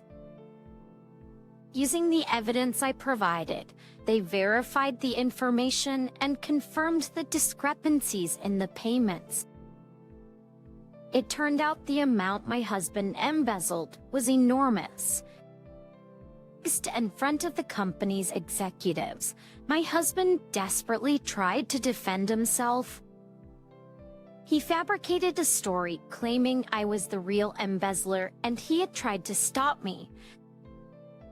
At that point, my uncle couldn't hold back and shouted, "My niece would never do such a thing. We've confirmed that you and your mother committed the embezzlement. You're lucky we haven't involved the police yet." Realizing the jig was up and that I was related to senior management, my husband looked as if he had lost his soul. That day, I went to the company to return the wedding gifts to my colleagues since our marriage had ended so soon after the wedding. Everyone refused, saying they had given them as a token of their blessings. While I was surrounded by this warmth, my ridiculous husband approached. "Why didn't you tell me you were related to the top brass?" "I'm sorry, really. Can we start over? Can you ask your uncle to keep me in the company and make the embezzlement go away?" Disgusted. "Do you even understand what you're saying? Are you okay in the head? Divorce is the only option now. reflect on your actions and face the consequences. Having said that, she pushed him away, but he must not have had anywhere else to turn. He clung on desperately. Watching this, my colleagues called security, who dragged him away. He was fired immediately. Regarding the embezzlement, it seems the company is seeking damages from my husband. After finding out about the whole situation, my mother-in-law repeatedly tried to contact my family. However, once she consulted my sensible father-in-law, the calls stopped. I'd always wondered why my sensible father-in-law had even allowed our honeymoon in the first place, but when he later came to apologize, admitting his mistake, I understood after hearing his side. He believed my mother-in-law was going on a domestic trip with her friends. He was looking forward to a week without my nagging mother-in-law, who was always badgering him about shopping and wanting to dine out, thinking it would be like a little slice of heaven. Then I came home.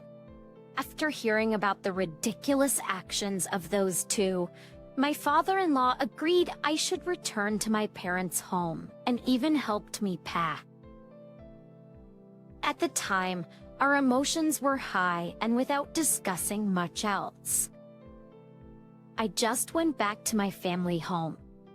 Knowing how genuine, kind, and rational my father-in-law is, I'm sure he would have stopped all this if he had known.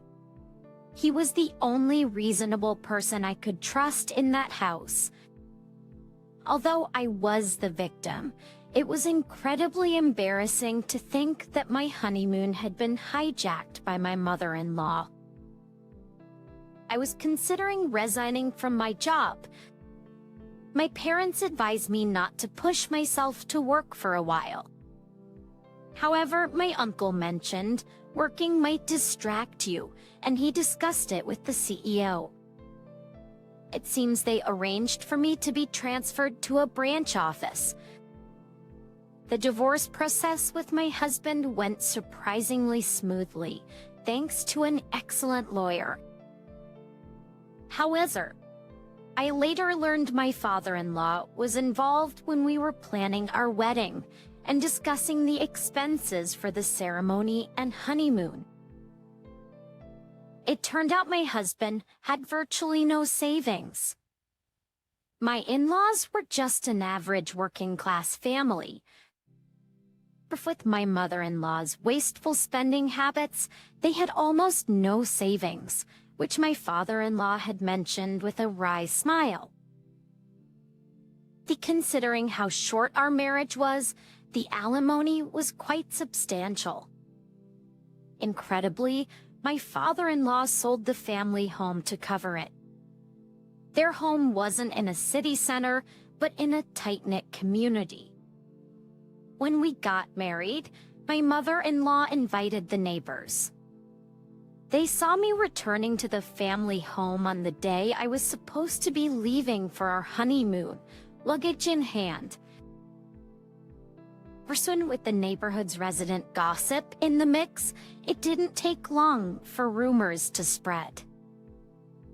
The stories grew exaggerated to the point where living in that area became unbearable. Initially, my mother-in-law, who was always concerned about appearances, only approved of our marriage because both my husband and I worked for prominent companies. Having our son and daughter-in-law working for a major company was a status symbol for her. Section 12. Now, with all the rumors circulating because of her actions, she likely couldn't bear to live in that house. My father-in-law probably also felt responsible for covering the damages from the embezzlement my husband caused. While I have nothing but disdain for both my husband and mother-in-law, I genuinely feel sorry for my father-in-law. After being fired and ordered to pay damages, coupled with me not returning as he hoped, my husband apparently suffered a mental breakdown. Old to work, he seems to be moping around in a small apartment he moved to. Seeing her beloved son so downcast, my mother-in-law also retreated, becoming reclusive, as my father-in-law told me. My father-in-law, fed up with my mother-in-law, was considering divorce as he didn't want to spend his later years with her. He asked if I could introduce him to the lawyer I had used. I immediately contacted my uncle, who got in touch with the lawyer. It might take some time, but I hope my father-in-law can live the life he wishes. Thanks to the intervention of the company's CEO and my uncle, I was transferred to a branch office where I'm surrounded by colleagues and superiors who've been incredibly supportive. I'm eternally grateful to my uncle. The only regret I have is missing out on the country we planned to visit for our honeymoon. Considering everything, once things settle down, I hope to take a relaxed trip abroad. I can't do it. John, that's impossible. Mary's words stopped me in my tracks. Sure enough, I had heard John. Wait, is she talking to my husband? But no, John is on a business trip. It's hard to believe he'd call Mary from there. Yet, I continued to hear Mary's voice saying, "John, that's why I can't." Then the next voice I heard left me stunned. Swap his medicine with that one. I only caught that one sentence, but it was unmistakably John's voice. Sorry, Amy. The truth is the next day, Ari confessed something to me, and at the same time, I felt shocked. I was resolved. I must protect Mary no matter what. And John, you're the only one I'll never forgive. I'm Amy Johnson, a 55-year-old homemaker. Just the other day, my only son, Mike, got married and I was feeling relieved. Mike had gotten a job a long time ago and moved out to become independent, but with this marriage, I finally felt the weight off my shoulders. My husband of the same age. John and I were laughing, saying, now we've got to start thinking about our golden years. Fictionally, Mike lived alone in an apartment just a 5-minute drive from our house. It was a studio. So after the wedding, the newlywed couple moved to a bigger apartment. This new place was even closer to us, about a 10-minute walk. Then caller John and Mike would say, it's comforting to be close. But it made me a bit anxious. Being close means you have to be careful not to overstep your boundaries. I once received a piece of advice from a friend. I'm rounding up to 60. At this age, most of my friends are in the same boat, becoming mothers-in-law. And from them, I got all sorts of useful advice. What shocked me the most was something about a daughter-in-law. People have two sides, you know? Just because she's smiling on the outside doesn't mean she's having fun. My friend said this with a serious face. Essentially, don't be fooled by just the facade of a daughter-in-law.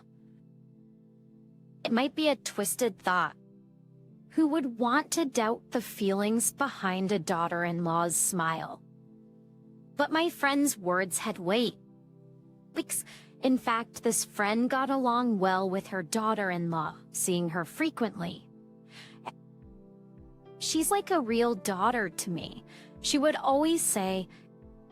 However, it turned out the daughter-in-law had been forcing herself to get along. One day, all the pent-up frustrations burst out, and the daughter-in-law had a breakdown. They were on the verge of cutting ties, but somehow things calmed down. No matter how you slice it, they're still outsiders. It's really about keeping the right distance. I've learned that the hard way. I can still recall the exhausted sigh of my friend, the sadness in her voice lingering in my memory. Mary, the girl who married my son Mike, is such a sweetheart. Was always smiling, a great listener, genuinely adorable. I was almost surprised she agreed to marry Mike.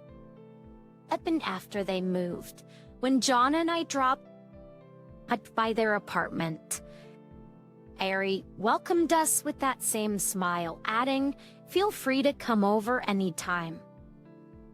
I'd like to believe there's no deceit in her words and smiles. To take everything she says at face value and to impose on her hospitality would be risky. It's that kind of consideration that's necessary for a mother-in-law and daughter-in-law to get along well.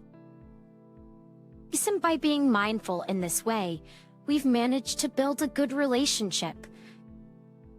We only meet when invited by Mike and his wife, and unless there's a specific reason, we don't initiate contact. It feels a bit lonely, but thanks to this, we've been getting by without any issues. Then one day, something unexpected happened when Mike and Mary came over for a visit. What did you say?" XD came first.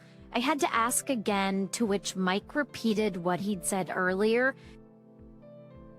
"Stowe, I've been assigned an overseas post, and we'd like Mary to stay with you." Mike has traveled abroad for work before, but this was the first time he was being stationed overseas. It turns out the assignment would last at least 2 years, with a chance of extension. Years is a long time. Isn't it safe for a couple to be apart like that? Wouldn't it be better if Mary went with you? Aries got her job, and I'll be too busy overseas to be around much. It's more reassuring for her to live with you guys than alone in a strange place, right? Derry. When Mike sought confirmation, Barry nodded with a smile. Yes, we didn't mind. If we could support our eldest son and his wife, we would be glad to. But did Mary really want this? The patient might prefer to go abroad with Mike, even if it meant being in a strange place, rather than living with us, her in-laws. If Mary's parents were around, perhaps she could have turned to them, but sadly, both had already passed away. Yes, but she could just continue living on her own, right?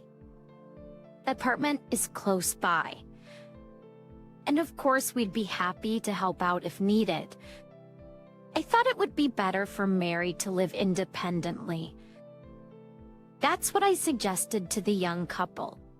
But for some reason, Ari immediately said, "That won't work." "What do you mean it won't work?" "Well, it's just that..." Fairmood hesitated. I then spoke for her. Barry has some past traumas, and she can't live alone because of them. Ari nodded vigorously. "That's right." "Well, we didn't know, sorry about that." "No, it's okay. That was the case. Living with us might be the only option." That's when John, who had been quietly observing, spoke up gently. "And that's the case. She should stay with us." "Don't hesitate. Mary's like our own daughter now, John said with a smile and added, plus, I'm often out late for work. It's better for Amy not to be alone. Mary being there would be comforting. Indeed, Fun's work didn't start too early in the morning, but he often came home around the last train at night. Having someone else around at such times is reassuring. Great. If Mary's okay with it, let's live together in harmony. I found myself on guard, but just like John had said, there were benefits to living together. It wasn't all downsides. And unlike me, a homemaker, Mary had her job. We wouldn't be together all the time. Maybe we could make it work. Thank you. We really appreciate it. The pleasure is ours. And so it was settled that Mary would live with us. I was nervous about living together at first, but Mary turned out to be just as wonderful as ever. Good morning. Mom. If you'd like, how about joining me for breakfast? When I got up in the morning, the table was set with delicious-looking scrambled eggs and sausages, and there was steaming hot soup ready to be served. And my too. Thank you. I'm so happy to have someone cook for me. It's been a while. But wasn't it a lot of trouble? Not at all. I was making some for myself anyway. I hope it's to your liking. Let's dig in. Yeah? This is delicious. I'm glad to hear that. Since Mary has worked, I've taken on most of the household chores. But Mary never just left everything to me. On the contrary, she was always eager to help out with the chores to the point where I felt embarrassed. Mike sure has a good eye for people. He's lucky to have married such a wonderful woman like Mary. When I looked to John for agreement, he just smiled and nodded indeed. Actually, life together seemed to have no issues. However, about a month after we started living together, I noticed a change in Mary. She still helped with chores whenever she could, but she started to spend more time alone in her room. After meals, she'd quickly retire to her room and wouldn't come out until morning. Even in the mornings, she used to have breakfast with us, but now she'd leave for work before we even got up. Did I do something to make her dislike me? I feel so lonely. I couldn't help but vent to John when he returned home late one night. Stark, are you sure you're not overthinking it? Besides, Mary might just need some time to herself, he replied. I know, but I can't shake the feeling that I'm being avoided. That we're nothing together with us. Mary must have been putting in a lot of effort every day. Perhaps she had grown tired of that. Lost in thought, Gun patted my shoulder and said, Don't worry too much about it. Collapsing again. I had previously been hospitalized for a stroke. Uttering that, John looked worried as he stroked my back. I'm fine. I'm taking my medication regularly now. But maybe you're right. I should stop overthinking things. After that, Mary started to avoid me more overtly, but I tried my best not to let it bother me. Weekdays were still bearable, but weekends were hard. On weekends, John would go out by himself, leaving me and Mary together. Even if we didn't go out, we used to spend time talking over snacks at home. Lately, Mary had been refusing even my invitations. and perhaps out of dislike, she started leaving the house every weekend. "Are you heading out?" I ran into Mary on her way to the entrance and asked her casually. She frowned and said sharply, "It's none of your business." "Mom, just leave me alone." And that she quickly left the house. I could clearly feel the rejection, but it hurt more than I expected, as we had gotten along well in the beginning. But since then, I've naturally started avoiding Mary too. Would it be like this until Mike returns from abroad? Would it be better for us both if we stopped living together now? I wanted to discuss it with John, but he was never around when I needed him. He was away on a 2-week business trip. Dreading the weekends, I started going out more to avoid seeing Mary. I really didn't want to see Mary's face. So on that day off, I went out shopping as well. When I returned home, I could hear Mary's voice coming from the direction of the living room. She seemed to be talking to someone. Since Mary wouldn't have guessed over without telling me, she must be on the phone. "I'm home," I said, approaching the room. As I was about to slide open the door, I realized Mary was indeed on the phone. Sure enough, she was on the phone. Convinced, I decided not to disturb her and was about to leave the area. That was when it happened. Mary raised her voice. "No, I can't. John, it's impossible." Mary's words made me stop in my tracks. I had definitely heard John, but no. John was supposed to be on a business trip. It seemed unlikely he'd call Mary from there. Yet, I could still hear Mary saying, "John, that's why I can't." An inexplicable unease began to bubble up inside me. I approached the room where Mary was once more and listened quietly. I could hear Mary's voice, but not the person she was speaking to. Without hearing both sides, I couldn't be sure it was John, nor understand the context of their conversation. Frustrated, I couldn't decide whether to leave or to interrupt, so I just stood there. Meanwhile, Mary sounded troubled over the phone, repeating "that's why it's impossible" several times. That was John asking her for a favor. Maybe I should offer to help. But what if she finds out I've been eavesdropping? It could worsen the already strained relationship between Mary and me. The thought saddened me since things were already tense as they were.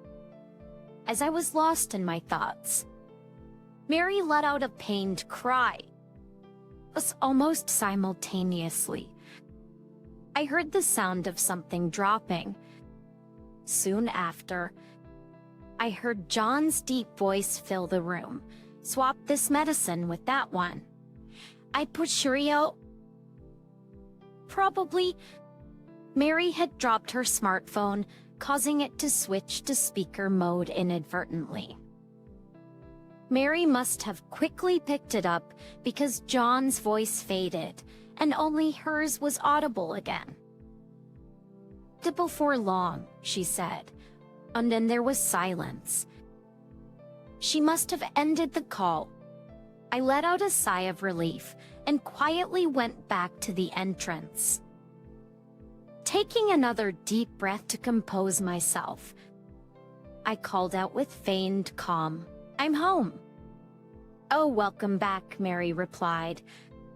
She emerged from the room, her face tense. I couldn't possibly confront her about the phone call. Her expression was rigid as she returned to her room. Why was she on the phone with John? And who was the E mentioned in the call?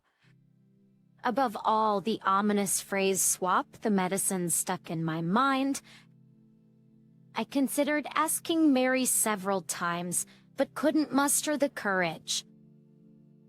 I wondered if Mary and John had been in touch behind my back. John's tone on the phone was uncharacteristically commanding. He doesn't even talk to me like that. What if Mary was plotting something behind my back? This, or worse, what if John was threatening her?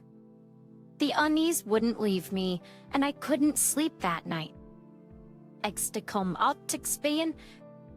I was out of sorts from lack of sleep, rubbing my heavy eyes. I was drinking water in the kitchen when Mary appeared. "Good morning, Mary," I greeted her with a hoarse voice due to the sleepless night. But her voice sounded even more drained and hoarse. As she looked down and murmured a quiet "good morning," I said, "You don't seem well. What's wrong? Could this be related to yesterday's phone call?" Concerned, I peered at her face and was shocked. Mary's eyes, usually bright with double eyelids, were swollen to slits. Her cheeks wet with tears that continued to fall. "Mary, what's wrong? Are you okay?" I instinctively took her hand, and she gripped mine back tightly. "I'm sorry, Amy. Actually," through tears, Mary explained something to me. It was hard to believe and incredibly shocking. Shocking. I was so shocked after hearing everything. I didn't know how to react. Just stunned by Mary's sudden confession, my mind went completely blank. As I stood there dazed, Mary's tears continued to fall. "I'm so sorry, Amy, so sorry." She kept repeating her apologies. Snapping back to reality, I hugged her tightly. "What are you talking about? It's not all John's fault." Even as I tried to soothe her, Mary's tears wouldn't stop. She cried so hard that she started sobbing uncontrollably. I stroked her back in hopes of calming her down. "I'm sorry. It's my fault for keeping silent. Very. There are things that everyone finds impossible to share. Besides, Mike is okay with it, so it's not for John or me to interfere in a couple's private matters." Saying it out loud helped me to start thinking more clearly. This anger towards John began to bubble up inside me. How many years have we been married now? We fought, even talked about separation. But I always intended to spend the rest of my life with him. I never imagined he could do such a thing behind my back. After a while, when Mary had calmed down, we started to talk about what to do next. We should contact Mike before John returns from his business trip. Mary was reluctant to interrupt his work, but I disagreed. Mike would care about you more than his job. How do you think he'd feel finding out about your troubles later? With that, Mary silently agreed. But when we tried to call Mike, we couldn't get through. Maybe he was busy or sleeping, we didn't know. So we decided to send an email instead, summarizing the key points and asking him to call back when he could. 2 days later, John returned from his business trip. I'm beat. He repeated this as he handed me his bag and coat. While taking them, I said mechanically, "Welcome back." He looked around the living room. "Something wrong?" I asked. Was just wondering where Mary is. He glanced around again.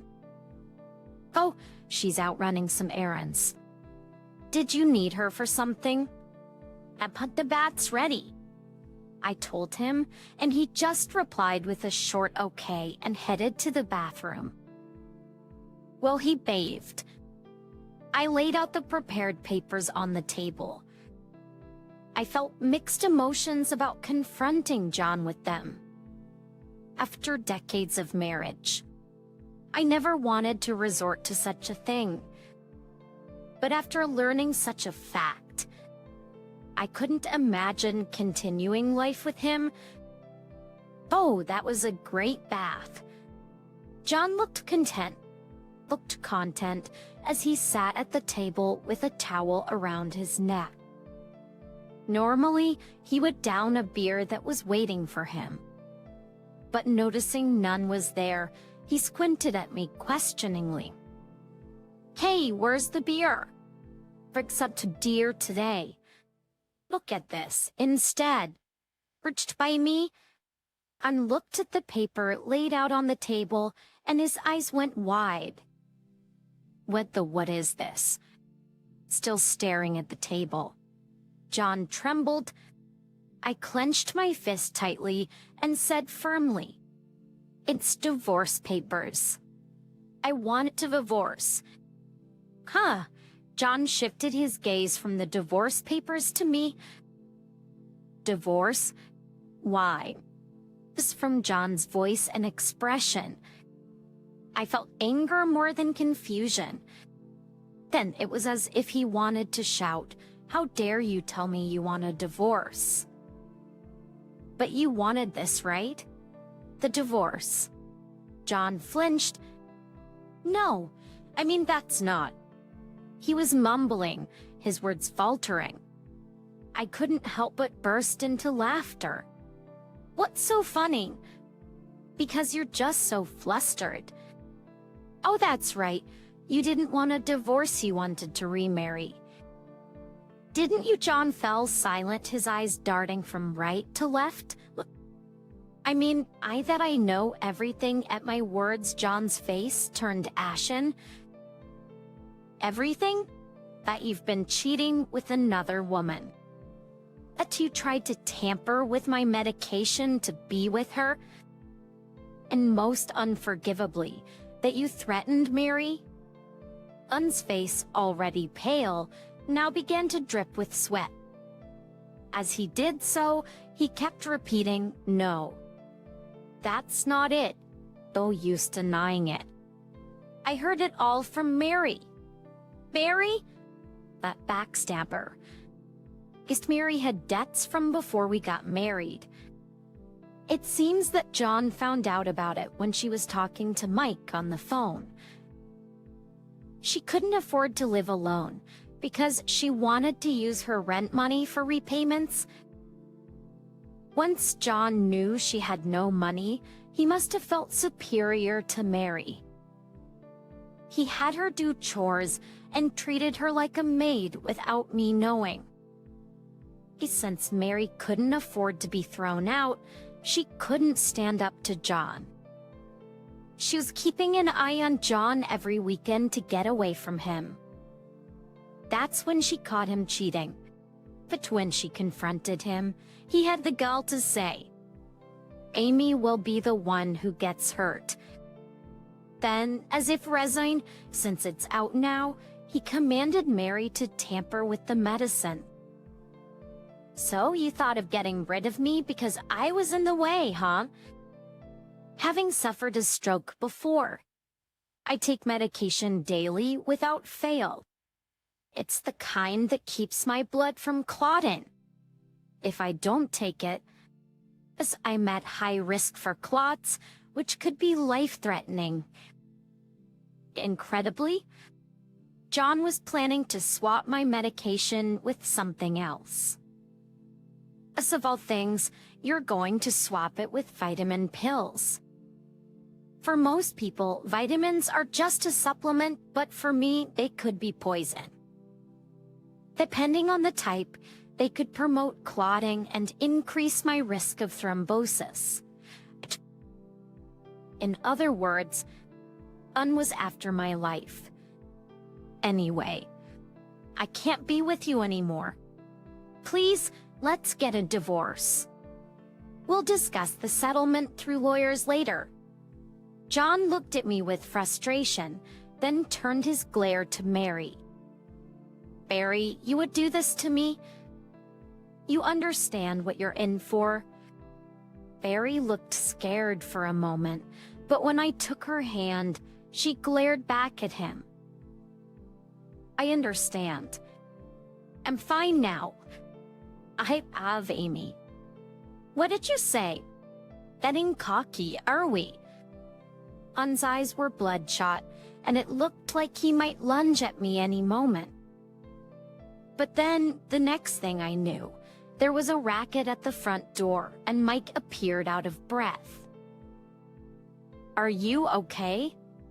Mike stood in front of John as if to shield Mary. "Mike, why are you here? I got a call from Mom and rushed back from overseas. Anjali to text of her questions and disappointed in you. Using Mary's debt as leverage, how could you?" Ben fell to his knees, looking flustered. "At first, I just wanted to use her weakness to break things off. But then, I needed money. Either way, it's despicable. I don't want to see your face ever again. Get out now." "But wait. Amy, are you sure about this? You're a stay-at-home mom with no income. You won't be able to make ends meet. Don't you worry.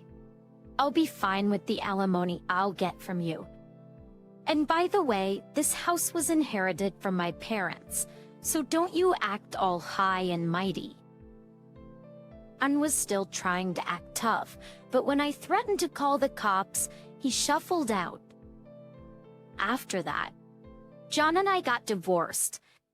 It turned out John had been secretly giving money to his mistress, and a good chunk of our savings was gone.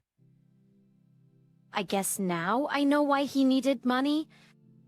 As a settlement, I decided to take all the remaining savings.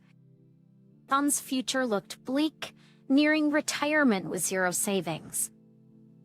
And with his son declaring him dead to the family, he's really in for a rough ride.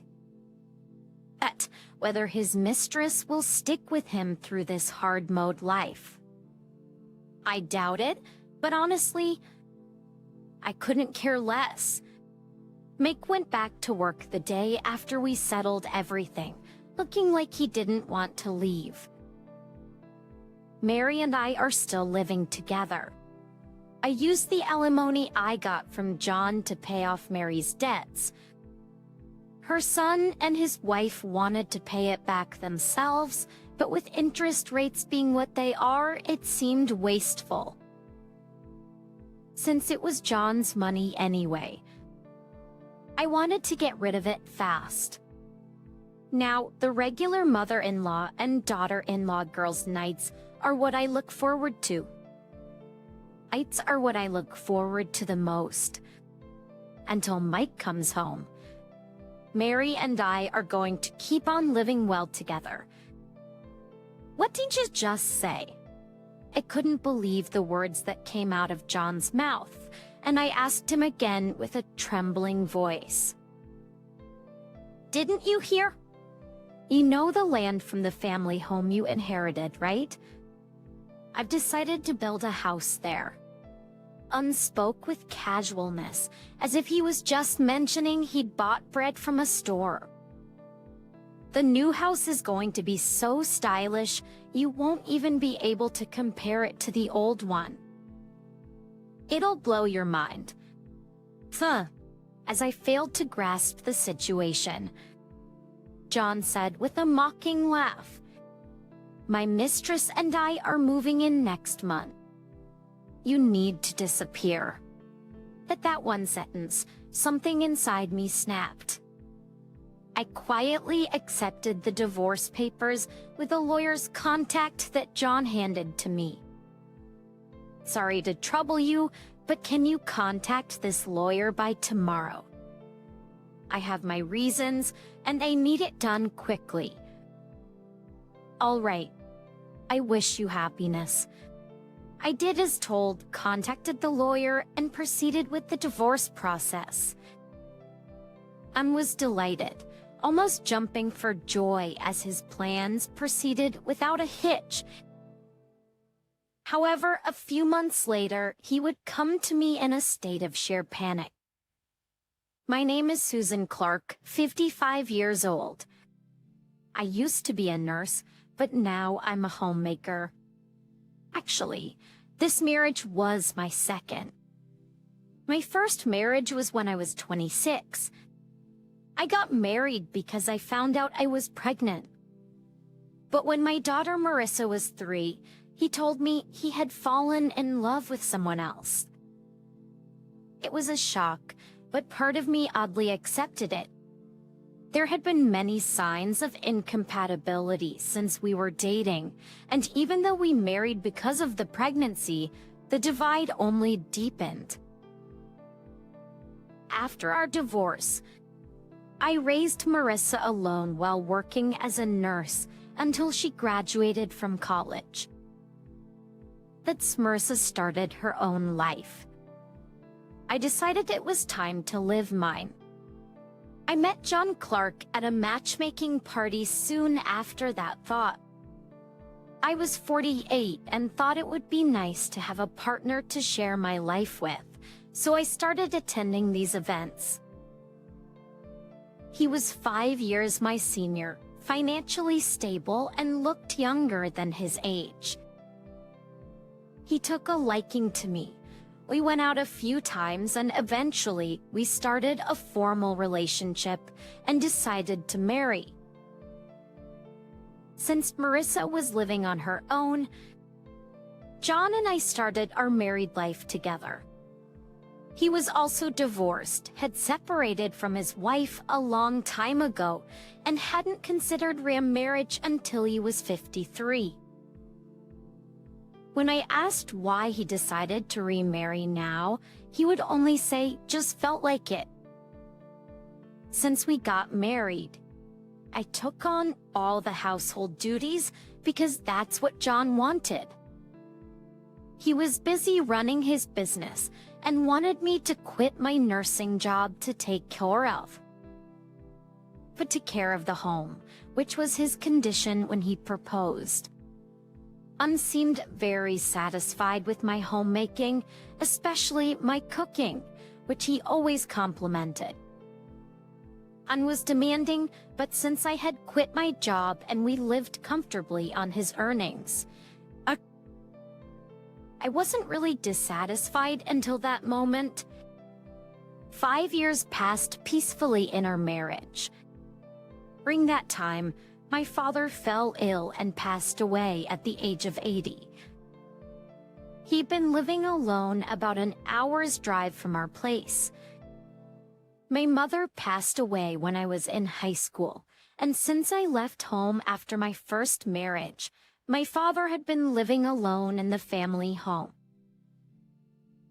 I had suggested living together, fearing he might be lonely, but he always declined with a laugh, saying he preferred being on his own. After marrying John, we didn't live with my father because he was against it. I frequently visited my childhood home to check on my father, but he suddenly fell ill and passed away. I deeply regretted not noticing sooner, and I grieved for a long time without letting John know. There wasn't much inheritance, just the family home filled with memories, a cozy wooden house. It was something my father had commissioned from a local carpenter. The house was now vacant, and I couldn't bear to demolish it, so I often went back to maintain it. One day, something happened. After seeing John off at the front door in the morning, I was about to do some laundry when I noticed something strange. I couldn't lift my left arm. It seemed that one side of my body was paralyzed. Scared, I called John with my trembling right hand. His irritable voice came through. "What do you want? How many times have I told you not to call me at work? If you're worried, just go to the hospital." "I know, but I'm worried about it. Could you accompany me?" Filled with anxiety about my body's unusual condition, I pleaded with John, but he grunted with annoyance. "I can't. I'm swamped right now. If you can't make it to the hospital on your own, you should call an ambulance." Despite my disappointment at his lack of concern, I hung up and called an ambulance.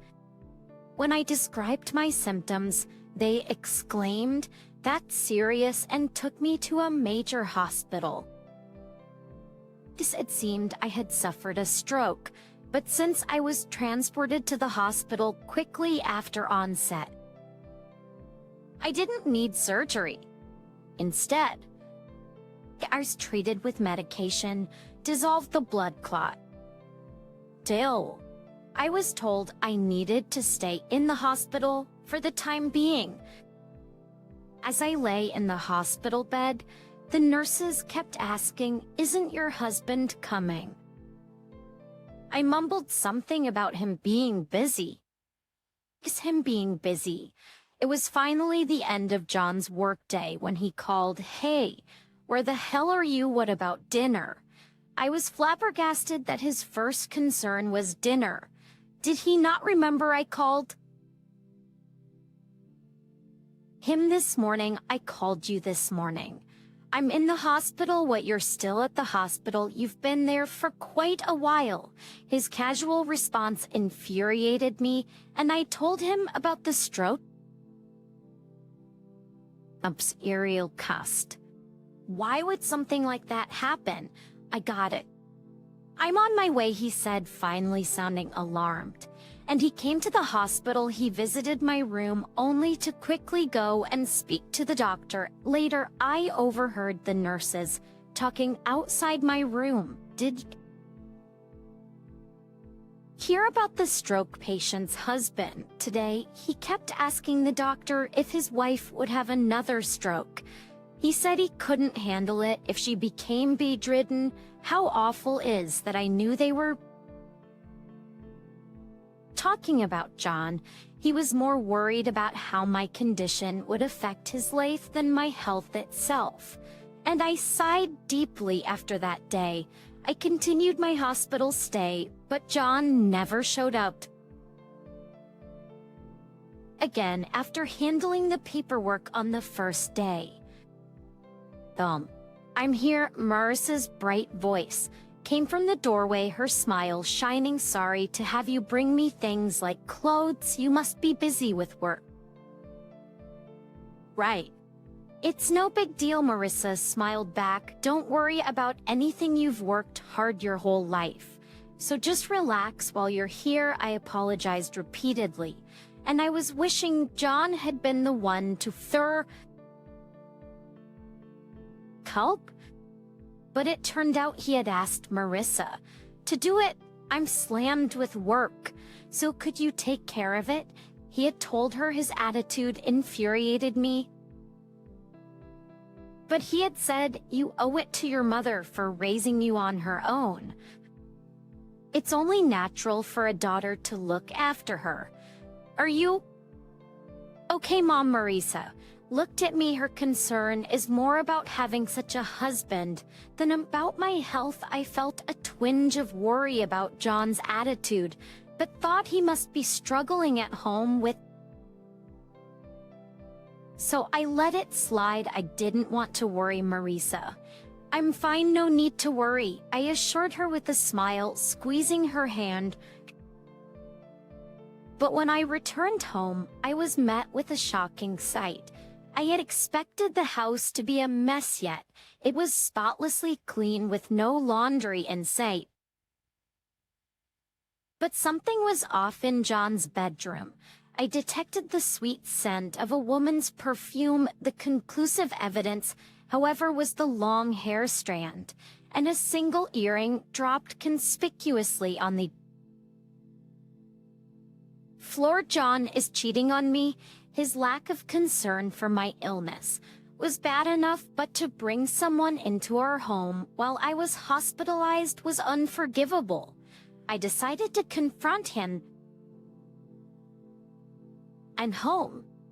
John called from the entrance, but I didn't go to greet him. Hey, so, you're home, aren't you? What's the deal not coming to greet me? He snapped from the foyer. Ignoring his voice, he entered the living room. I couldn't see his face from where I was, but I heard him drop his bag and approach. Hey, have you gone deaf too? Greet me when I get home. Who do you think you are? I couldn't stay silent anymore, turning to face him. Who do I think I am? You didn't show up during my hospital stay or even pick me up when I was discharged. What about you? John looked taken aback by my confrontational stance. What's with this attitude? Who do you think pays for all this? I showed him the earring I had found. What's this? John furrowed his brow for a moment, but when he realized they were women's earrings, he fell silent. His expression was unreadable. I pressed on. You know what else is weird? How can you, who's never lifted a finger to do housework, keep this place so spotless? John had divorced when he was young and had been single ever since, but it seems that until he turned 53, his mother took care of all the household chores. Even after remarried, he never helped with the housework. I was flabbergasted once when I realized he didn't even know how to use a vacuum or a washing machine. Are you cheating on me? I asked. John let out a heavy sigh, and then he started to chuckle. What's so funny? I wondered, trying to make him feel guilty, but it seemed he didn't feel a speck of it. What's with the attitude? So what if I'm cheating? What? It's a good time to tell you. You can't stay in this house anymore. I couldn't comprehend what he was saying. What do you mean? I've decided to sell the house. It's gotten pretty old. Where are we supposed to live then? The sudden turn of events left me struggling to keep up. But this was just the beginning. John dropped a bombshell. You have that land you inherited, right? I'm gonna build a house there and live with my mistress. What did you say? I couldn't believe what John had just said, and I stood there, dumbfounded, looking at him. Didn't you hear me? You have that land from the family home you inherited, right? I've decided to build a house there. He spoke with the casualness of someone saying they'd bought bread from a store. What are we talking about? My family home is there. What about it? Oh, that outdated house? I don't care for it, so I had it demolished. And to process it, yet John was shamelessly bragging about the house currently being built. The new house will be so stylish, you'd be surprised. Stylish or not, I couldn't care less about a house built on the site of my demolished family home. John looked at me with a mocking expression and said with a sneer, "Mistress moves in next month.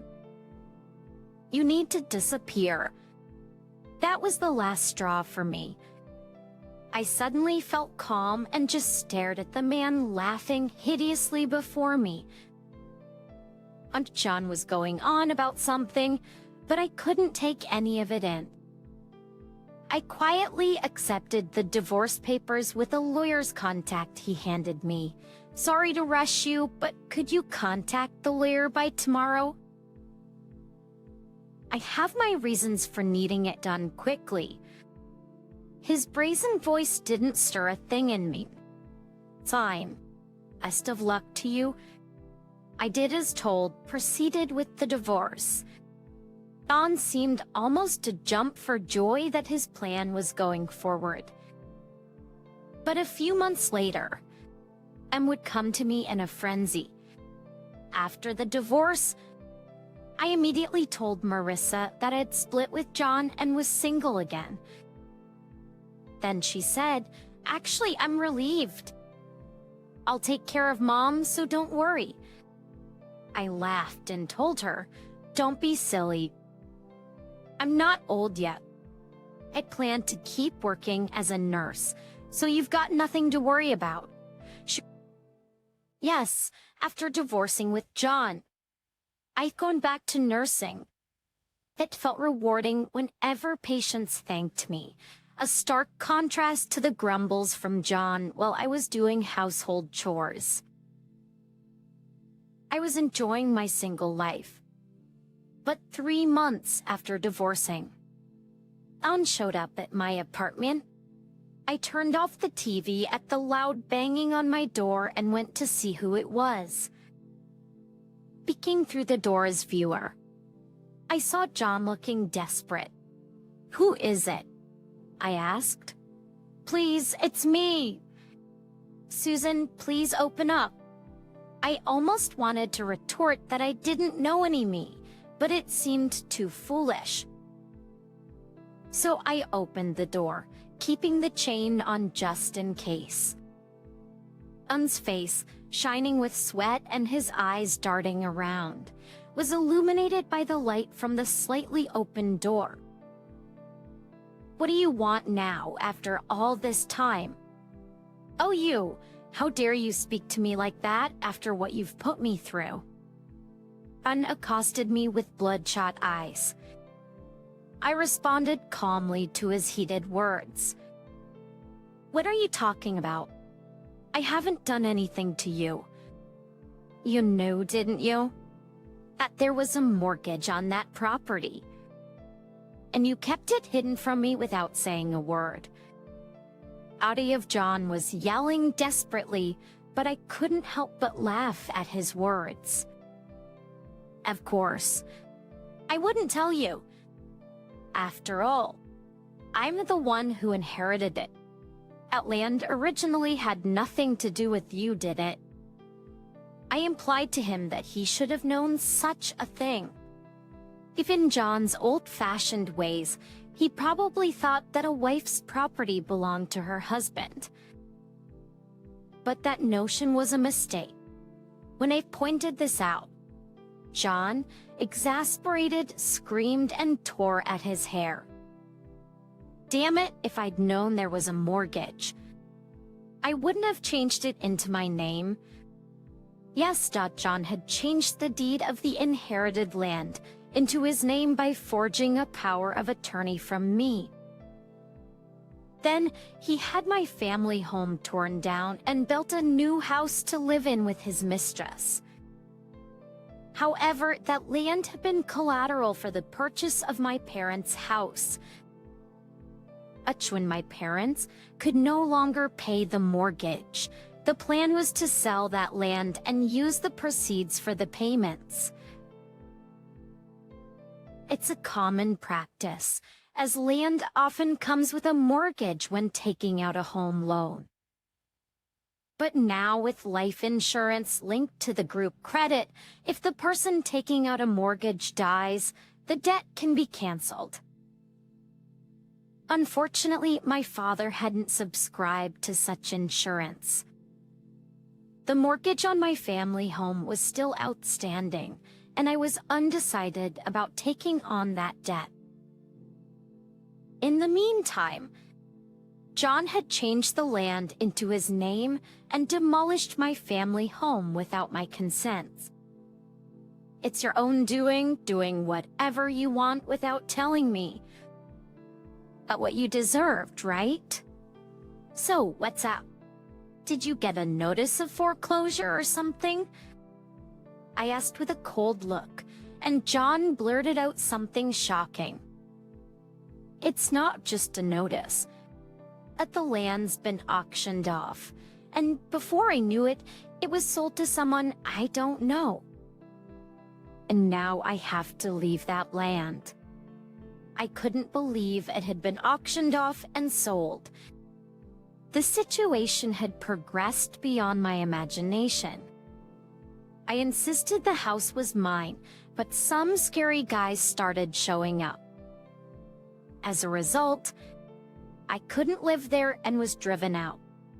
John said weakly, but I had not expected his situation to be so dire. Gipt, starty still. I felt no sympathy for John and actually felt a sense of schadenfreude. You keep talking about yourself, but what about your cheating partner? Aren't you planning to live with her? I felt a disconnect with John's words, always saying I instead of we. Then John's face grew even more haggard, and he sighed deeply. I was deceived. She was like a woman in it for the inheritance chase. Excuse me. Is it for the inheritance chase? She approached me knowing I was a CEO and had money, aiming for my assets. But I had nothing valuable left. John shook his head weakly. No, actually. Her company ended up in serious debt. Is that so? This was news to me. According to John, the debt was astronomical, so much so that even throwing all his assets at it wouldn't cover it. That's why the company went bankrupt shortly after we split up. And you still thought it was a good idea to build a new house. I was genuinely astounded, and John looked up, almost pleadingly. I didn't want to build a house, really. If there was any money left from selling my house, I'd rather use it to rebuild the company. But Jane just wouldn't stop nagging about wanting a house. Jane was the mistress in question. John said she was 36, but looked so young and beautiful she could pass for someone in her 20s. Given the 24-year age gap between 60-year-old John and her, one would think he'd be suspicious of such a beautiful woman approaching him. John still thought of himself as hip and youthful, brimming with confidence, so it seemed he didn't notice. So you built her a house, huh? Yeah, but right after I built the house, my company went under, and when it turned out, I was pretty much broke. Susan totally flipped on me. She had the nerve to say things like, if you're an old geezer with no money, I want nothing to do with you. Can you believe that? He must have been really stung by being ridiculed like that. John's eyes welled up with frustrated tears as he told me his story, but I felt nothing.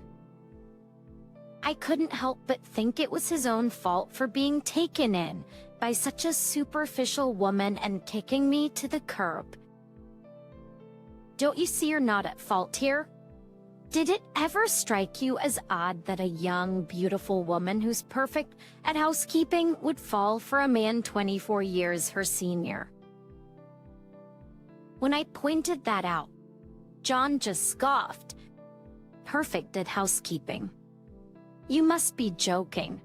Just when you were in the hospital, she kept my place tidy and cooked meals, but she hired a cleaning service for all of it.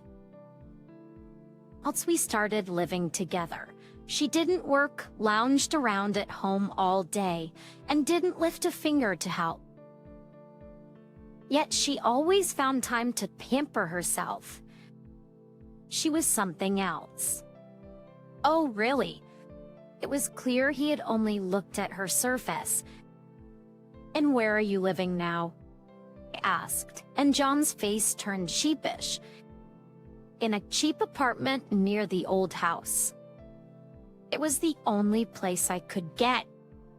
I remembered the apartments near the old house. They were old and run down with flaking metal walls that were quite a sight. Ever would have imagined John, who once lived so comfortably, ending up in such a dilapidated place. It's winter now, isn't it? The place isn't insulated, so it's freezing in there, he said, almost as if he was seeking pity. Your place looks much warmer. How come you're living here? Did you go back to nursing or something? The sudden shift to asking about my life made me uncomfortable, and I couldn't hide my distaste. That's none of your business. None of your business. Why are you asking? Before I could finish, Fun was begging, please. What the heck? Would you consider starting over with me? I've missed you every day since we split. It hit me that the one I truly love is you. His unexpected plea left me bewildered. Did he really think I'd happily return to him just because he declared his love? John's gross misunderstanding made me sick to my stomach. He was completely disregarding my feelings. I'm sorry to say, but hearing I love you from you is the last thing I want. It's downright creepy. Why not? Don't say that. I dodged as he clung to the door. Besides, who'd believe that you love me? It's not a lie. I really do need you. Sure. I guess you do need me. After all, you started thinking about remarriage at 53, the same age your mother passed away. When I mentioned that, and fell silent, you never told me what sparked your interest in remarrying, but it was because your mom was gone and you had no one to take care of you, wasn't it? Oh no, that's not it. John replied with a forced smile, but his voice was faint. You say you need me, but what you really need isn't me specifically, you just need someone to take care of you. That's not true. Outward jumped to conclusions. Unsat in proper posture, a sickly, ingratiating smile spreading across his face. It's not a conclusion without basis. When I had a stroke, you rushed to the hospital and went straight to consult with my doctor, didn't you? I know what you asked him. John had been grilling the doctor about whether I would end up bedridden and in need of care in the future. When I confronted him with that, his face turned pale as he muttered, "Why would you bring that up?" and started making excuses, saying it's not like that. I was just worried about you. Liar. You just didn't want to be saddled with taking care of me, did you? I know why you stopped visiting me. You wrote me off as old after seeing me have the stroke, didn't you? And then you chased after a much younger mistress. After all, the purpose of your marriage was to find someone to care for you in your old age. I had seen right through John's thoughts. Perhaps the affair with Marissa had been going on without my noticing long before. I'm sure the decision to leave me and choose Marissa happened after I collapsed. He chose a younger and healthier mistress over a wife with health concerns. Well, John was trembling with guilt. I told him, I'm sorry, but I have no intention of ever getting back together with someone who could so coldly think of abandoning me while I was suffering without a shred of concern. It's even as he tried to cling on. I called the police in front of him. Hello? There's a strange person loitering outside my house. When I said that, John snapped. All right, I'll leave, and vanished. After that, it was one disaster after another for John. That new house he built, of course, was still being watched by those intimidating men, making it impossible for him to return. But the house designed to impress Marissa by popular designer still had a mortgage on it, and it seemed the payments were falling behind.